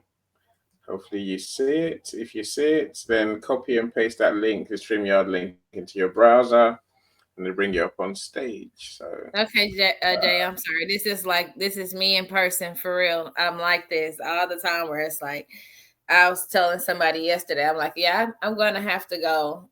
I get up and I drive Uber every morning. Like, I would drive before school. I get up at 4:00, drive for maybe 2 to 3 hours, then go teach 5 classes at school. And then I may drive again after school just to try to make ends meet. Mm-hmm. And I was like, and I would have done it as long as I had to, if it meant that what I was doing was working and making sense, and that, this goal would have been met. But if it's, that I realized, I'm like, I can't keep at this. Like, it's becoming more and more apparent that I got to get some freaking help. Like, I didn't want any help. And I just told somebody this morning, like, I'm talking to you guys and I'm really talking to myself, because I literally called a very, very, very dear friend of mine that lives in London that you guys know. And I'm like, I know you don't want to hire any help, but you need to get some help. And so I didn't realize I was talking to her and talking to myself, at the same time, because we are two stubborn, amazing women. Yeah. That need help. You're right. And that's the thing. You have to be in the mindset to accept help. And when you're not, it can be detrimental to you. Let me tell you a couple of stories real quick. Mhm. So my wife was sick. Like, we had to be in the hospital, get admitted sick. Mhm. And she was getting medicine. And she was sitting there and she started scratching. She said, man, I know they said at the spot it's going to heat up, right? It's going to feel hot as soon as the medicine hits. But now I'm feeling kind of just itchy. And maybe it's just part of the process. Then she started getting hives. I was like, you need to press that button. You can call the nurse, press that button. And she said, no, I don't want to bother them. It's late at night. I'm let's just see what it does. I said, there's no chance that we're going to wait to see what happens. I need you. Listen, I'm going to grab that button. And I grabbed the button. I said, say what you need to say right now. You need to advocate for yourself, because what if I'm in the bathroom or doing something? I'm not here. Right. What's going to happen? I need you to speak up. I need you to press that button when you need to press that button. Right now, you need to press that button. Long story short, she's allergic to this stinking medicine. That's why I'm like, that sounds like an anaphylaxis reaction. Yeah, that's right. That's exactly what it was. And so she had to get medicine for the medicine. Anyway. That's why I'm so biased against the medicines, because it's like I read the fine print on everything people give me. Oh, yeah. But so many people have gotten messed over by not reading the fine print across the board in every industry, that I got to read the fine print, and you got to say something. Absolutely. The other thing was my dad. One day, it's been a while since I've seen him. I'm video chatting with him, and in the middle of it, he's dozing off. And I'm like, why is he dozing off? But he's like humming to himself like he's in pain. I'm like, this ain't my dad. What is going on? And my brother, he lives with my brother. And I was like, dude, that's not dad. Yeah, he's just not feeling well, this and that. Long story short, I encouraged. That's a really mild word. But I encouraged my brother and my sister. Yes. I encouraged my brother and my sister to take him to the hospital. Yes. ER. In the ER, they're like, oh yeah, we can't treat him. What do you mean you can't treat him? Yeah, his kidneys are functioning at 11%. You need to take him to another hospital. And I was like, y'all see? And my dad is just sitting there in pain every night. One, he's stubborn. I ain't going to go to the doctor. What are they going to do for me? I said, Lord, no, you need to go at least to get some sort of resolution, prognosis, diagnosis, figure out why you in pain. And then we'll go from there. You can refuse treatment or whatever, but we need to know what the heck is going on. Stop that. Let's do this. And it boils down to the fact that he told his doctor, his diabetic doctor, he's got diabetes, right? He told his diabetic doctor, and this is something that he told me in the past as well. Doc, I'm so old. It doesn't matter. I'm going to eat the way I want to eat. I'm going to go out happy. I was like, Lord. Okay. He's going to make you eat those words. Exactly. And he did literally eat those words. I said, Lord, please. I have a brother that's like that. And when you just mention it, it's like, it's dawning on me the reality of how much I have to get my shit together. I want to go get a full body scan. I want to go and get everything tested on me from head to toe, so that I could really know everything. Because every time I find out something, which I just now I have to get this MRI off my foot because something's not right with my foot that I had surgery on still. And so I'm just like, You gotta be fucking kidding me. And I'm steady telling people, and it's like, oh, wait, we'll do it when we get around to it 2-3 months later. And it's just like, okay, so y'all want to see what it takes me, what it looks like for me to advocate for myself. Are you sure you want to see that? Because I'm not going to trash or malice or get anybody in trouble. It's not about slandering nobody, but it's about telling my truth, because it's not a me thing. This is a systematic issue. It's so crazy that I remember meeting with the CEO of the hospital that I went to, because I talk like this everywhere I go. I'll sit in therapy. People will be walking in and I'm going to say what I want to say. And so he'd be like walking through with the investors and whatnot. And I was verbalizing the things that were wrong that I had found issue with, because I didn't want to put them in writing, because once you put something in writing, then it's a different ball game. And my intent was not to hurt or anything. It was to help solely. And so I gave him my information and my digital card, and he goes on and he said, well, why they call you Coach K? I don't see anything. I don't see any sports on your page. And I say, oh, because I talk like the coaches talk. And if you need help getting your shit together, I will coach you into getting your shit together, but I do it for business.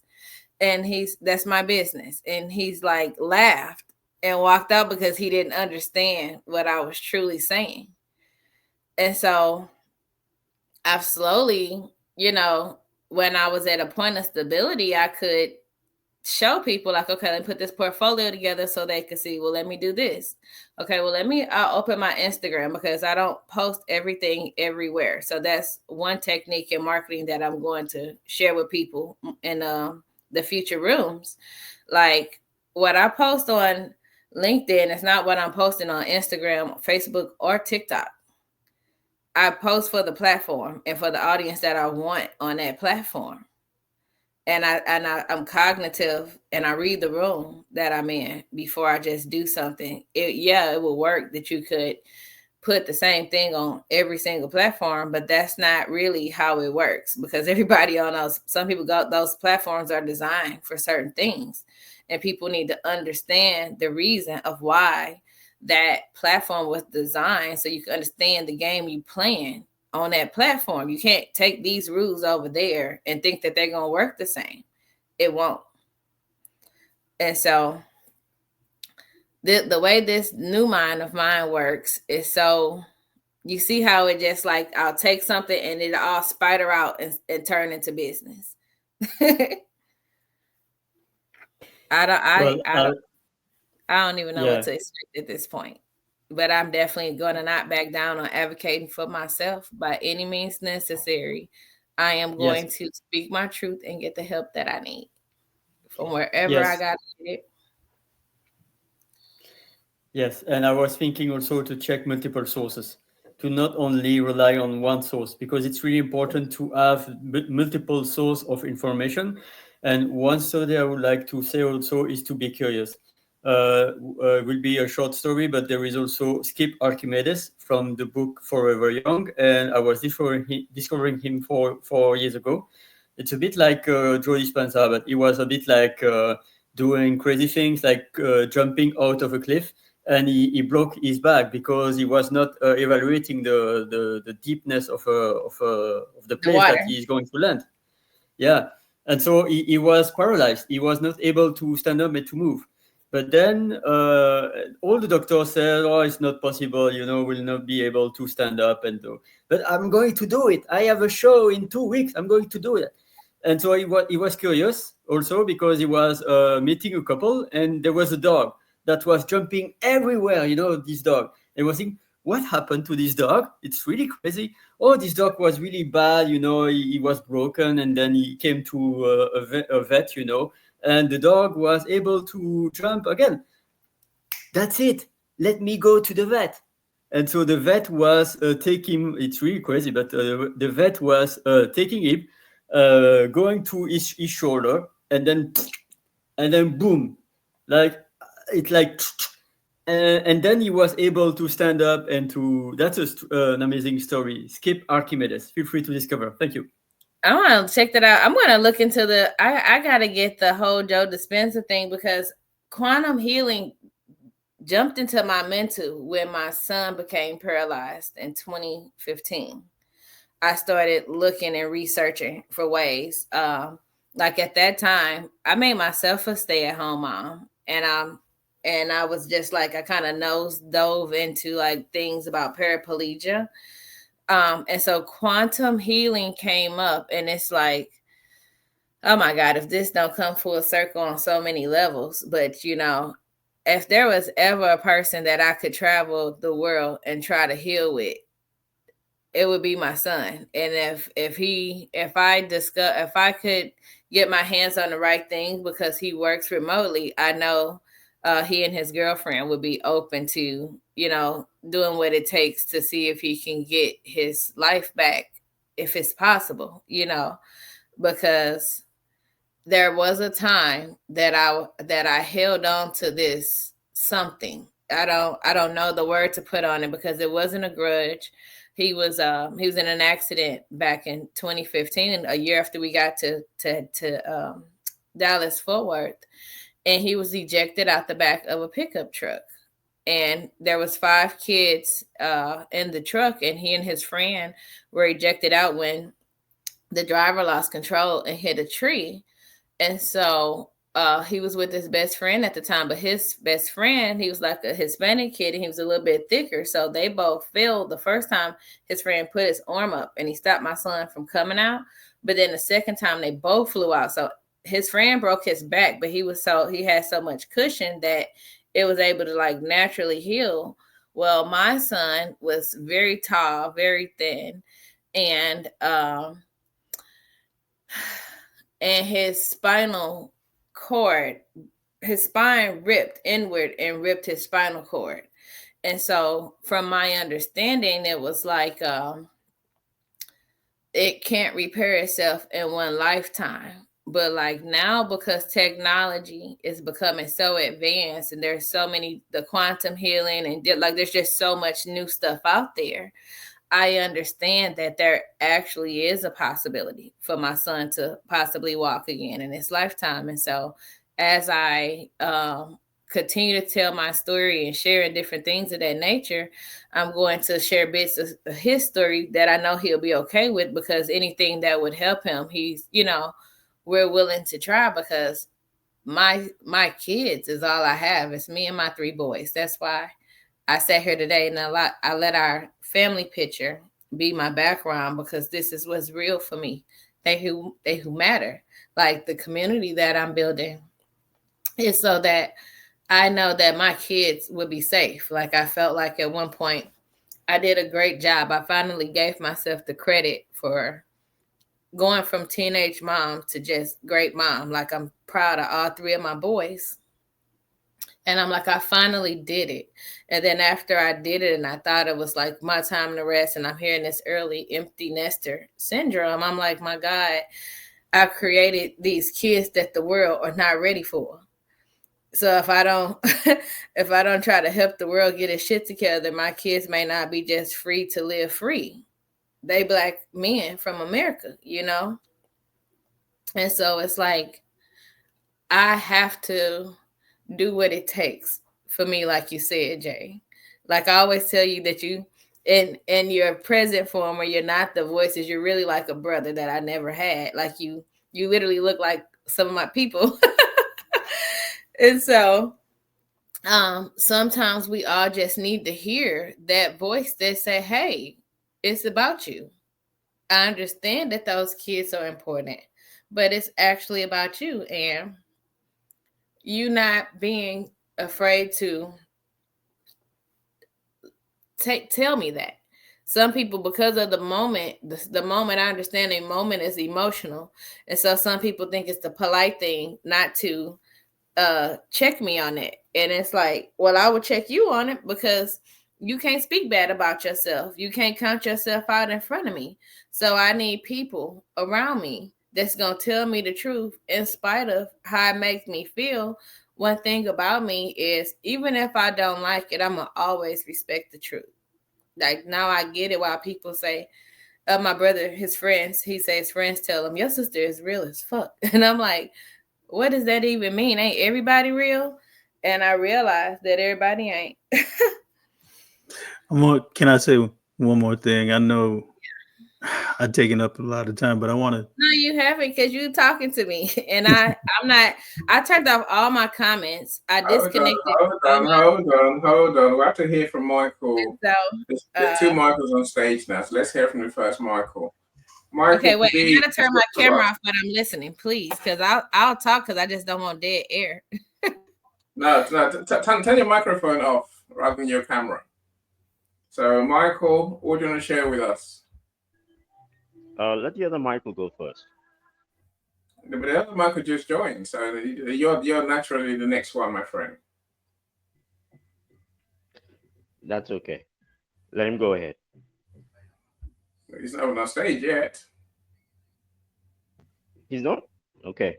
No.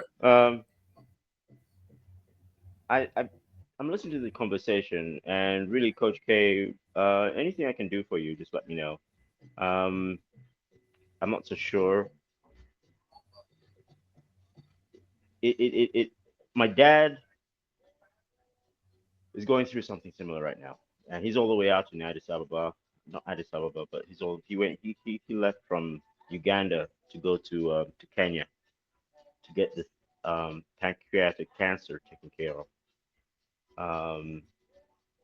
It's really hard to know that someone who's close by you or who your parent is having such a difficult time, and you're all the way out here and you're unable to go in the system or show him any assistance. I mean, Jack, and I can get a correlation or understanding. Jay is all the way wherever he was when he called his dad and he talked to his dad, and then he saw that his dad was not feeling well.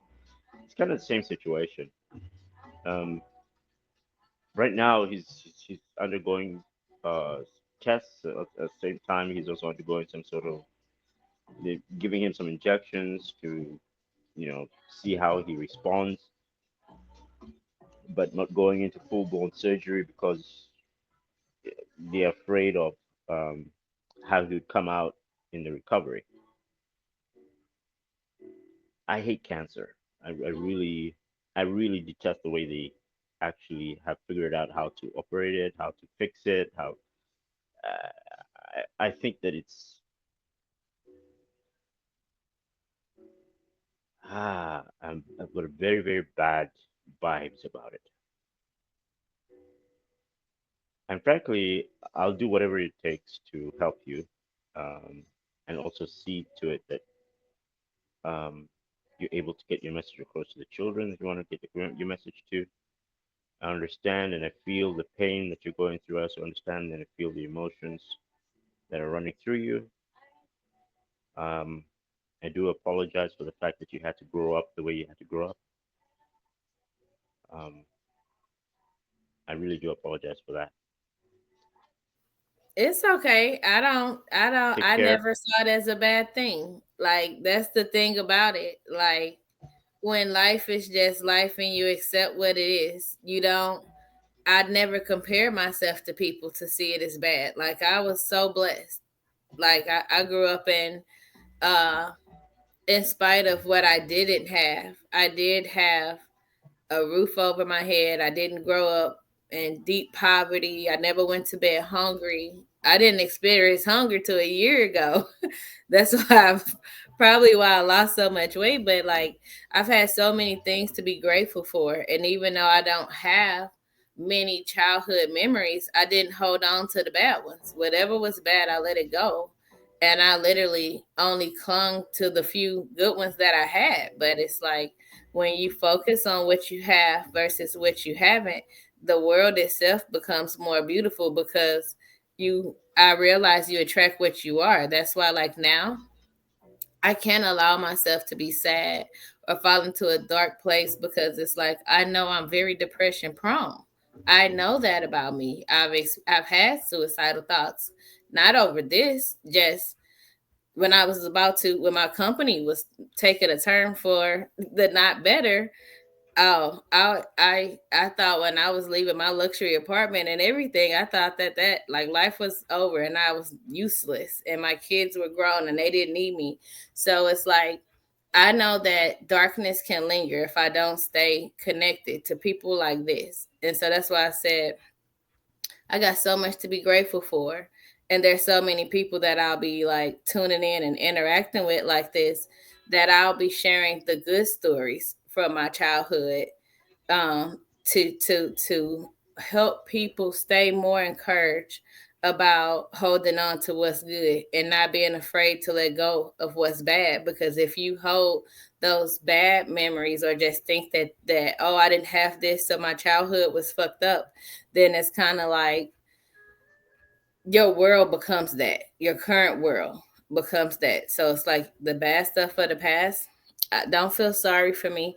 Like, I had so many amazing experiences, and it's led me to be right here, right now with you guys, that I'm grateful for every single moment, every connection, and I'm even more grateful for every disconnection. Those are blessings. Those are bigger blessings, because it's like, whew, dodge that bullet, you know? All right. Got to look Well, at it like that. I certainly appreciate your positivity. It's Thank very rejuvenating, and please continue to do so. I hope to continue being in touch with you. I'll send you a connect and Thank see you. what can be done in the future. Definitely, Jay, Ollie, Michael, and Annie, and also another person, Cyrus, people of wealth and knowledge, but more important, knowledge. Um, and also, they've got great empathy and heart, and the right mind to get you where you need to be. There are also other people as well who haven't mentioned. They're great people. But in time, you shall meet them. I'm pretty sure you've probably already met them as well.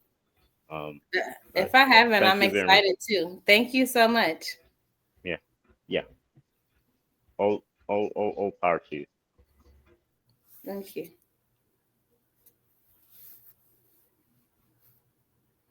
Michael Rivers, you're up. Great energy. Great energy. Can everyone hear me okay? Yes. Hear you fine. We hear you fine. All right.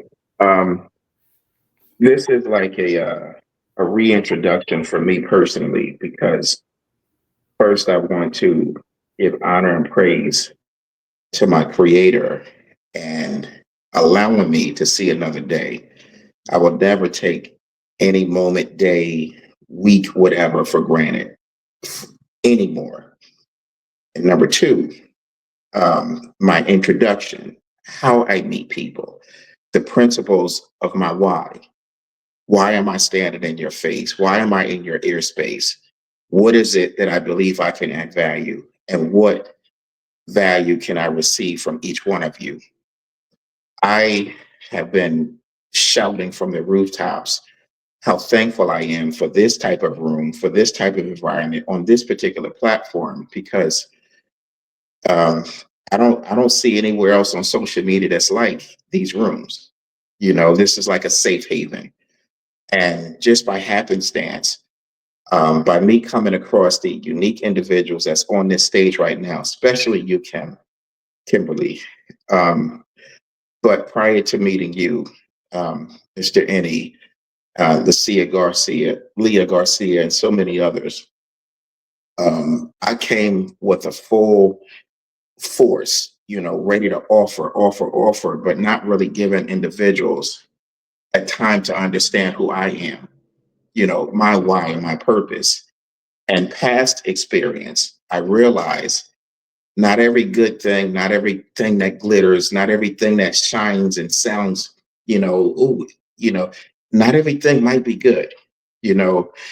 And first and foremost, I need to first acknowledge who I am and what I am. I am a public citizen. I call myself a public citizen. Others say returning citizen.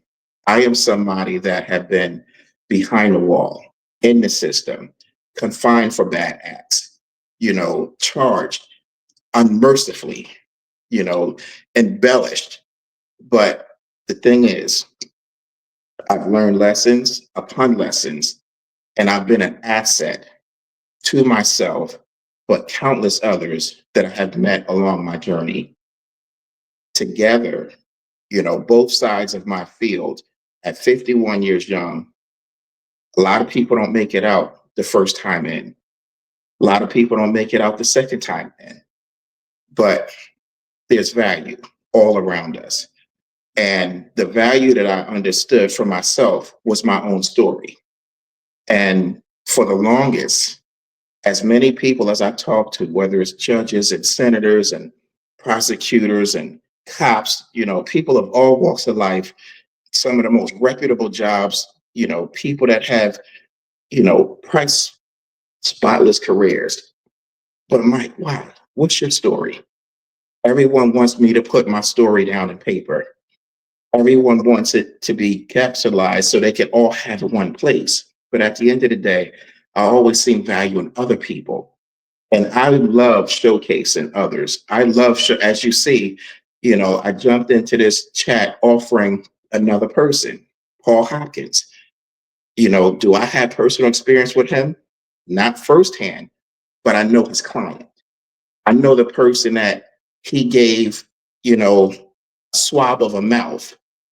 And because of that swab, he was able to discern every single impairment and ailment that was wrong with that person. And then he put him on a strict diet.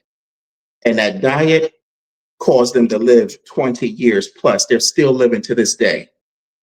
This man is, I can't sing enough praises about what he does and how he's able to, translate the services that he provides. So when it comes to sickness, and when it comes to anyone that's suffering with a life-threatening or incurable illness, I point people to him like people point to Jesus.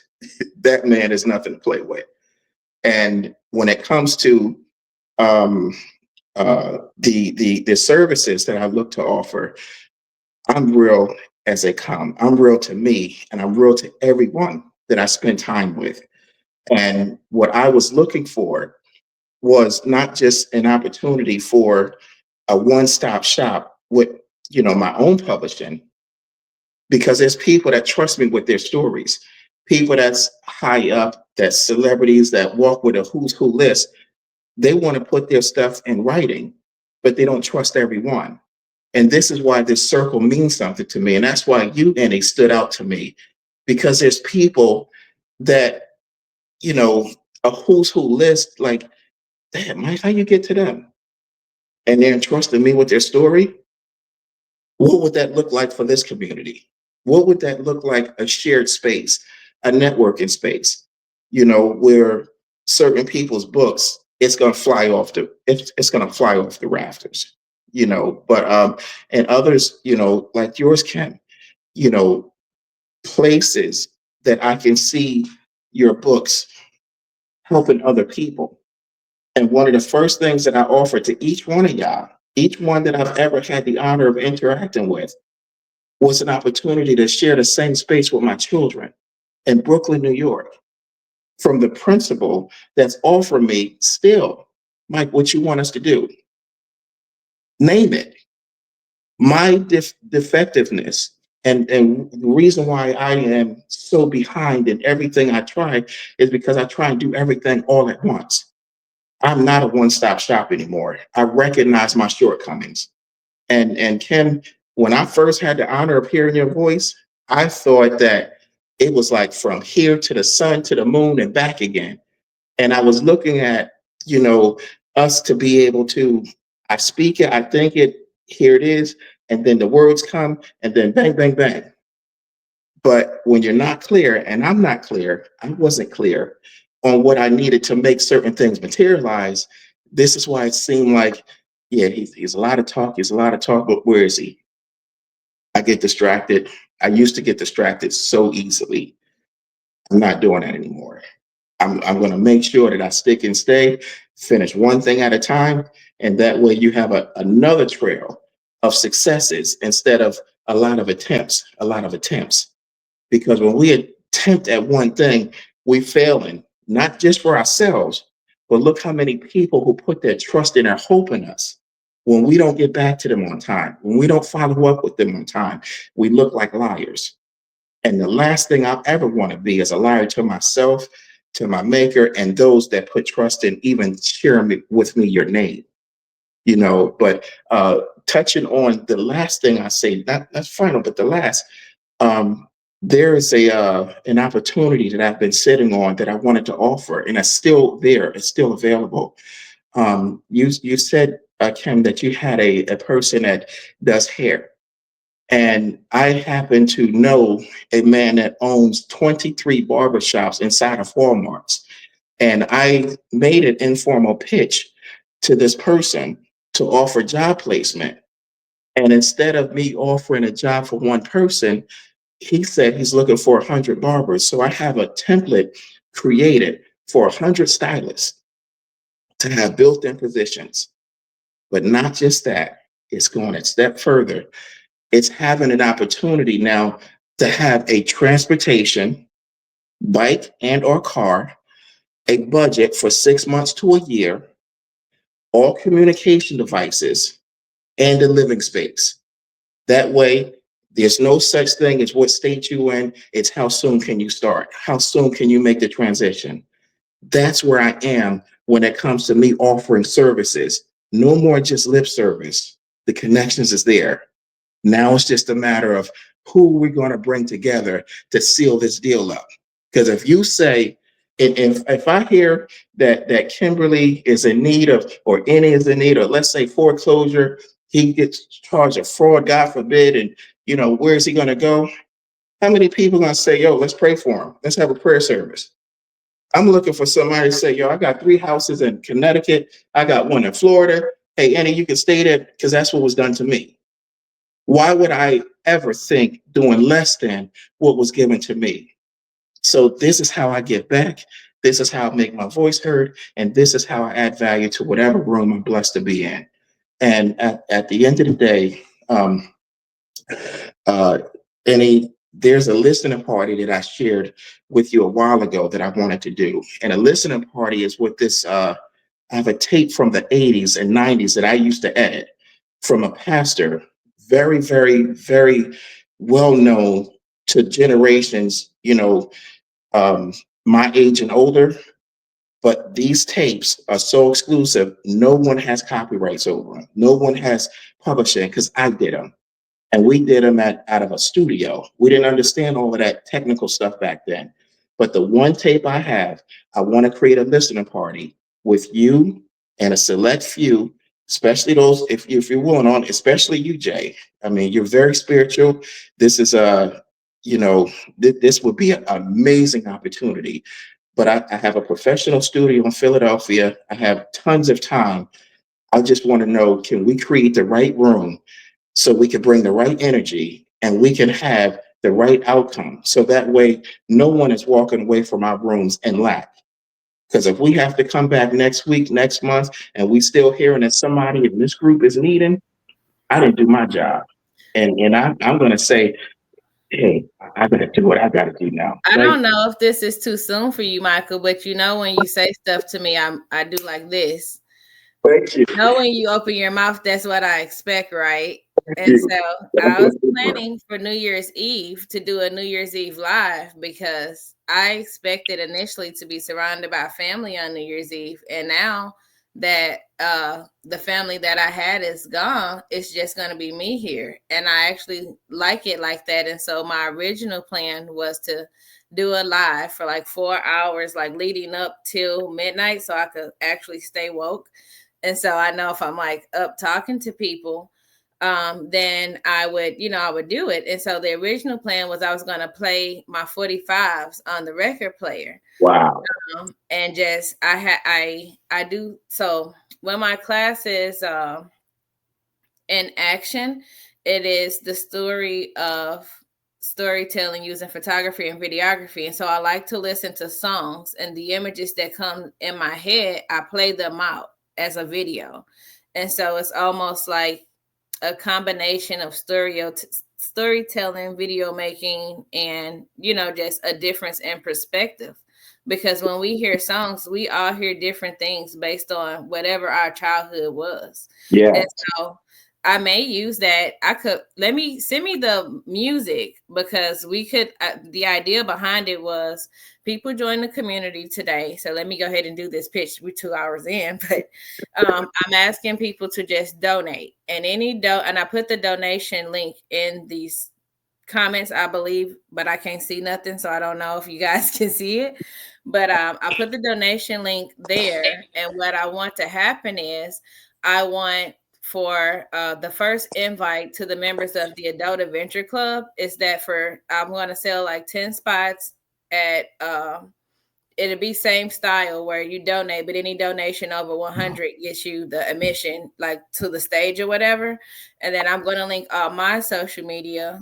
They link all their social media, and instead of us all trying to pull the algorithms and people individually, we would all like link together, because I heard that this can take 10 people or whatnot.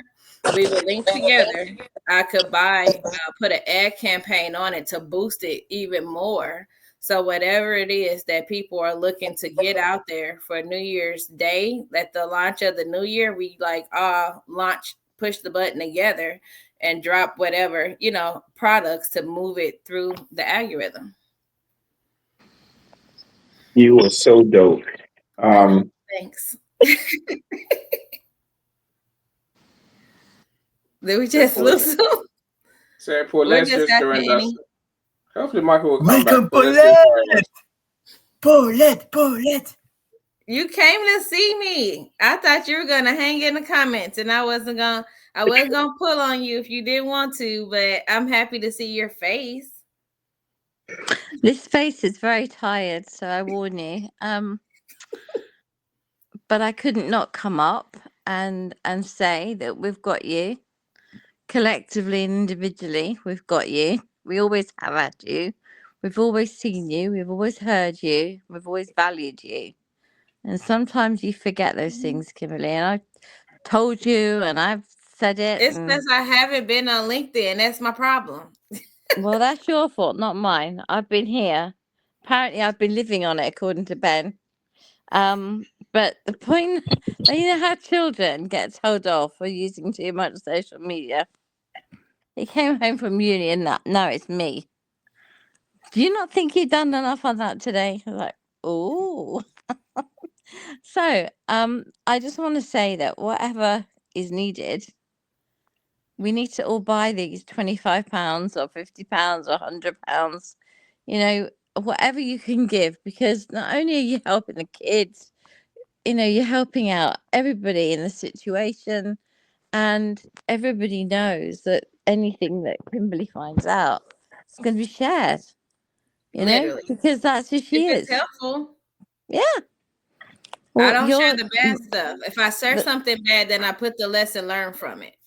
Yeah. If you're naughty, or I'm naughty, but no, the whole thing about the pituitary glands is where my tumor is. So I know all about the mess up that causes.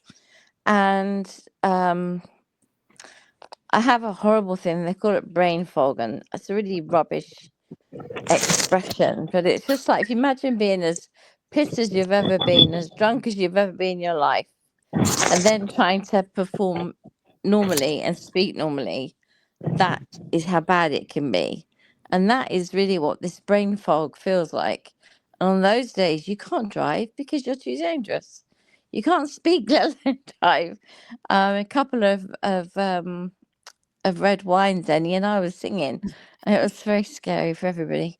But the point I'm trying to make is that, we all have a part to play in putting our arms around you and saying that, you know what, there are a lot of people that say I'm their friend, but are they? Or is it just a word? So the answer is, go on, sorry. I just said, I think people use it loosely sometimes. Well, exactly what I was about to say. The real word of friend, what does the word friend mean? How does the word friend affect each and every one of us differently, right? And the real definition of friend is somebody who's always there. and we have to be always there for each other. And that's one of the reasons why people like Leslie got upset about people, being told to go brunch and forget doing this and forget doing that, because she wants to keep on LinkedIn where her community is, where her people are. And who can blame her, right? But if this StreamYard thing works, then that's fine. It works. And you can go to other social medias, you can pick and choose, you can take bits from these tapes, you can take bits from other tapes. But whatever works for you has got to work for you. But you're no good to anyone dead. So number one priority, because there's no good having big dreams. It's no good standing at the front of a room of 2,000 people and telling them how to do stuff, and then not looking in the mirror and talking to yourself. So I'm telling you that you need to look in the mirror and talk to yourself. I was talking about you earlier since you came up here, and when I told them that I called you saying you need to just hire some help, even though you want to be independent. And then I'm like, I was talking to myself and didn't know it. The problem with so many things is when you are independent, when you see yourself as independent, accepting you're not independent is not easy. I mean, I took that scooter, the mobility scooter, out, and it got dark very quickly, and the pavement was black that we were on, and the tarmac was black. So it just looked like it was all just flat. The next thing you know, as I took off down from the curb, humans aren't supposed to fly, right? Off I went, and then I came down, bang. And then for 2 days, I've barely been able to walk. But I'm not on here telling you that to make it any better. I'm here saying that nobody knows what's going on behind the window, right? Unless you tell them. And the biggest person you need to tell is yourself. Yeah. So I am going to be your Moni friend, and I am a friend, and I will be Moni until you get things sorted, because you're no good to any of us if you're not here, and we all want you here.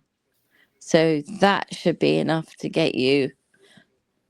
And I've told you about the $200 is sorted. I've told Charles I'm having that for Christmas. So that's covered. No, I'm serious. You can put it on the donation link. Charles is donating it for me for my birthday, for my Christmas, not my birthday, for Christmas. So that's what I've got. I've got a Kim that's going to get fixed, right? So that's it. Otherwise, there's no point in having a Kim.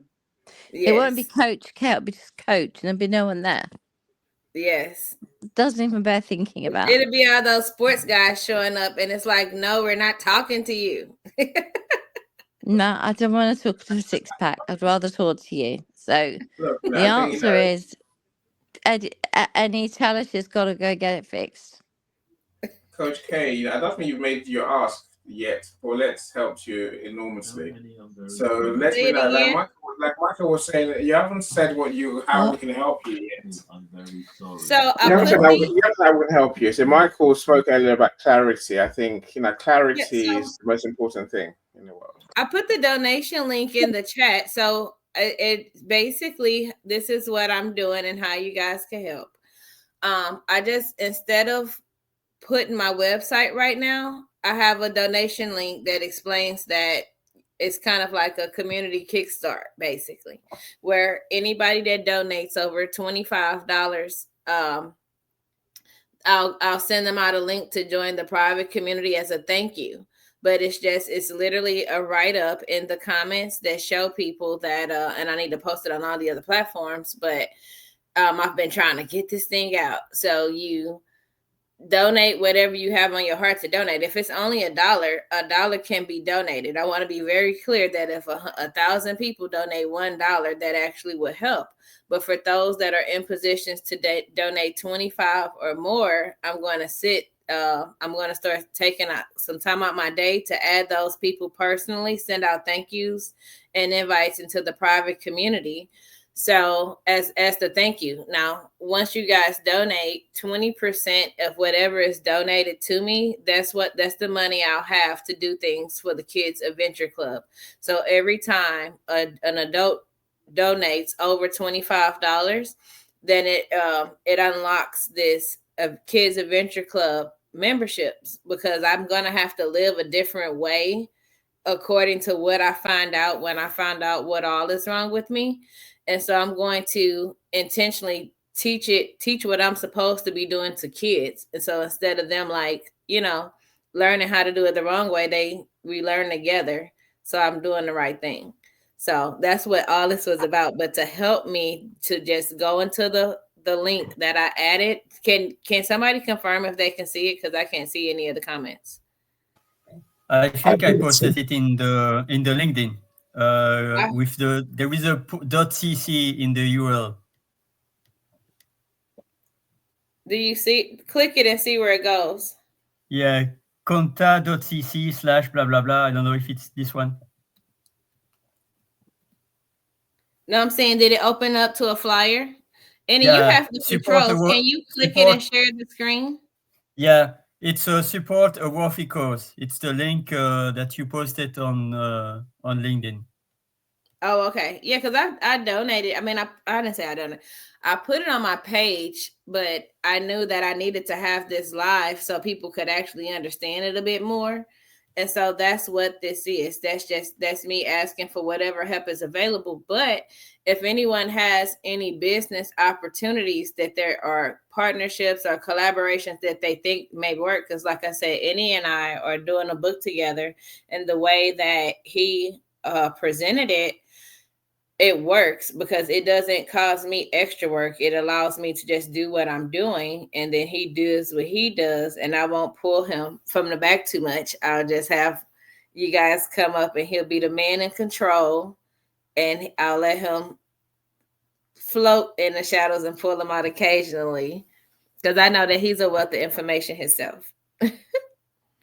So if anybody has opportunities, hr@coredmanagementintl.com is my email, and I will put that in the comments as well, so that opportunities can be placed there. But it'll only be on LinkedIn. I'm not going to put my email on regular platforms. That's not the place that I want my information like that floating. But if they're connected to me on LinkedIn, then I'm totally okay with it.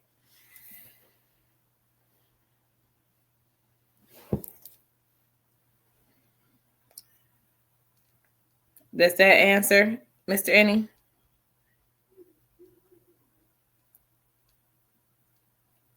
I think we were a bit clearer. So please do go to the comments page after the event.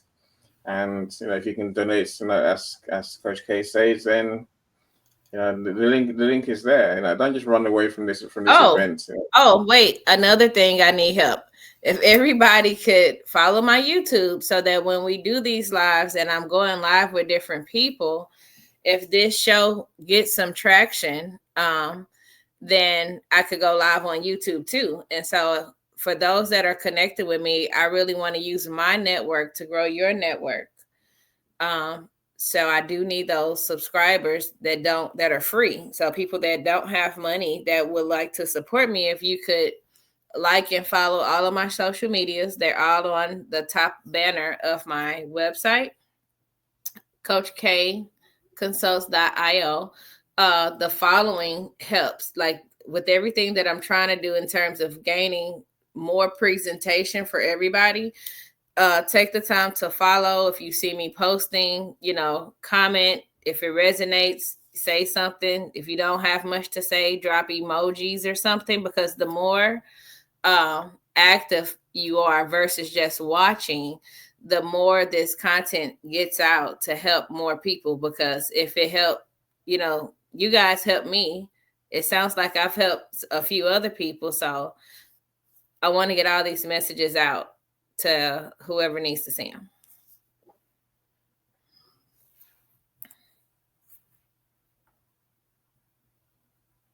Well said.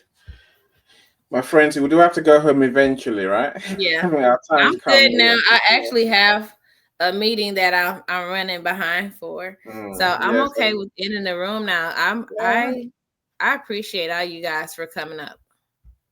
You know, so I'll play a song, you know, the song that you chose again, that's to see us out. Okay. You know, connect with Coach K, connect with each other, of course. Now, for those who have resources or people that you can send Coach K's way, then make those connections and let's have those conversations. You know, I mentioned to you know, a healer I met yesterday in Nigeria to Michael. So no reason why I won't mention the lady to you, Coach K. So wait, say it again. So I met a young lady. Say young, everyone's younger than me, right? So everyone's a young lady to me, you know. And she's got healing powers. She tells me truly, you know. So I'm saying, if you really have, then I'll introduce you to my friends. Let's see if you can actually help. If you can make a difference to any of them, then of course we will take you more seriously. You know, and I will believe what you're saying. So you know, I'll introduce you to her. So I know Michael wanted an introduction to her as well. So I'll do that in the DMs. Okay, you know, that works. We'll get to. Thank you so much, everyone. You're true stars.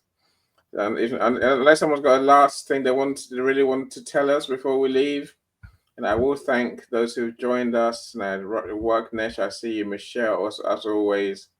Thank you so much. Ollie, thanks for managing the comments. I know why only a few of the comments show up on here, on our StreamYard. And I'm gonna go back and go on my LinkedIn and like comment to everybody. But I have a meeting in Nigeria, like WhatsApp in Nigeria. So go ahead and put this. So if people have anything to say it, but I gotta go. Okay, thank you so much, everyone. So I'm going to play our leaving song. Enjoy your weekend. See you tomorrow, I'm sure. Of your time, I could tell you stories about my life. I've seen hope and I've seen struggle through these eyes. Yeah. So give me just 1 second of your time. 1 second to let it breathe. Just a second is all I need. When you're questioning everything you've believed, and you're fighting with the devil in your dreams. 1 second, just let me be. Let it pour, let it rain, let it bleed. Heavy is the head, but the pressure makes you heave. So you bill it, cause the spirit of depression never sleeps. And I am not the poster boy for mental health. I need peace of mind, I need to center self. The cover of the enemy, that shit made me resent myself. There's people trying to spread the word and people that pretend to help, but how am I complaining when I'm blessed? I get this guilty feeling on the days I'm at my best, when all these demons that I carry get to messing with my head. So could you give me just a second just to get off my chest, please? Of your time, I could tell you stories about my life. I've seen hope and I've seen struggle through these eyes. So give me just 1 second of your time. 1 second to recollect. Just a second is all I get. I can't tell where I'm heading, I'm out of breath. All these early premonitions on my death. But I knew he had a plan. Lord knows I'ma do it if I can. When I take a stand, they say I'm ruining my brand, but I could never give a fuck, that's just my duty as a man. So if I go on stage at Brits and tell the PMG's a bitch, then that's exactly what it is, and I don't want no bloody stripes for it. Mummy always said if there's a cause, then I should fight for it. So yeah, I understand, but I don't think that I'm alright with it. Like, yeah, cool, I get it. Yeah, I know I said it, but there's people fighting every day and they don't get the credit. But it's cool, man, it's just one of the stresses in my mind. To get this off my chest, I need a second of your time, please.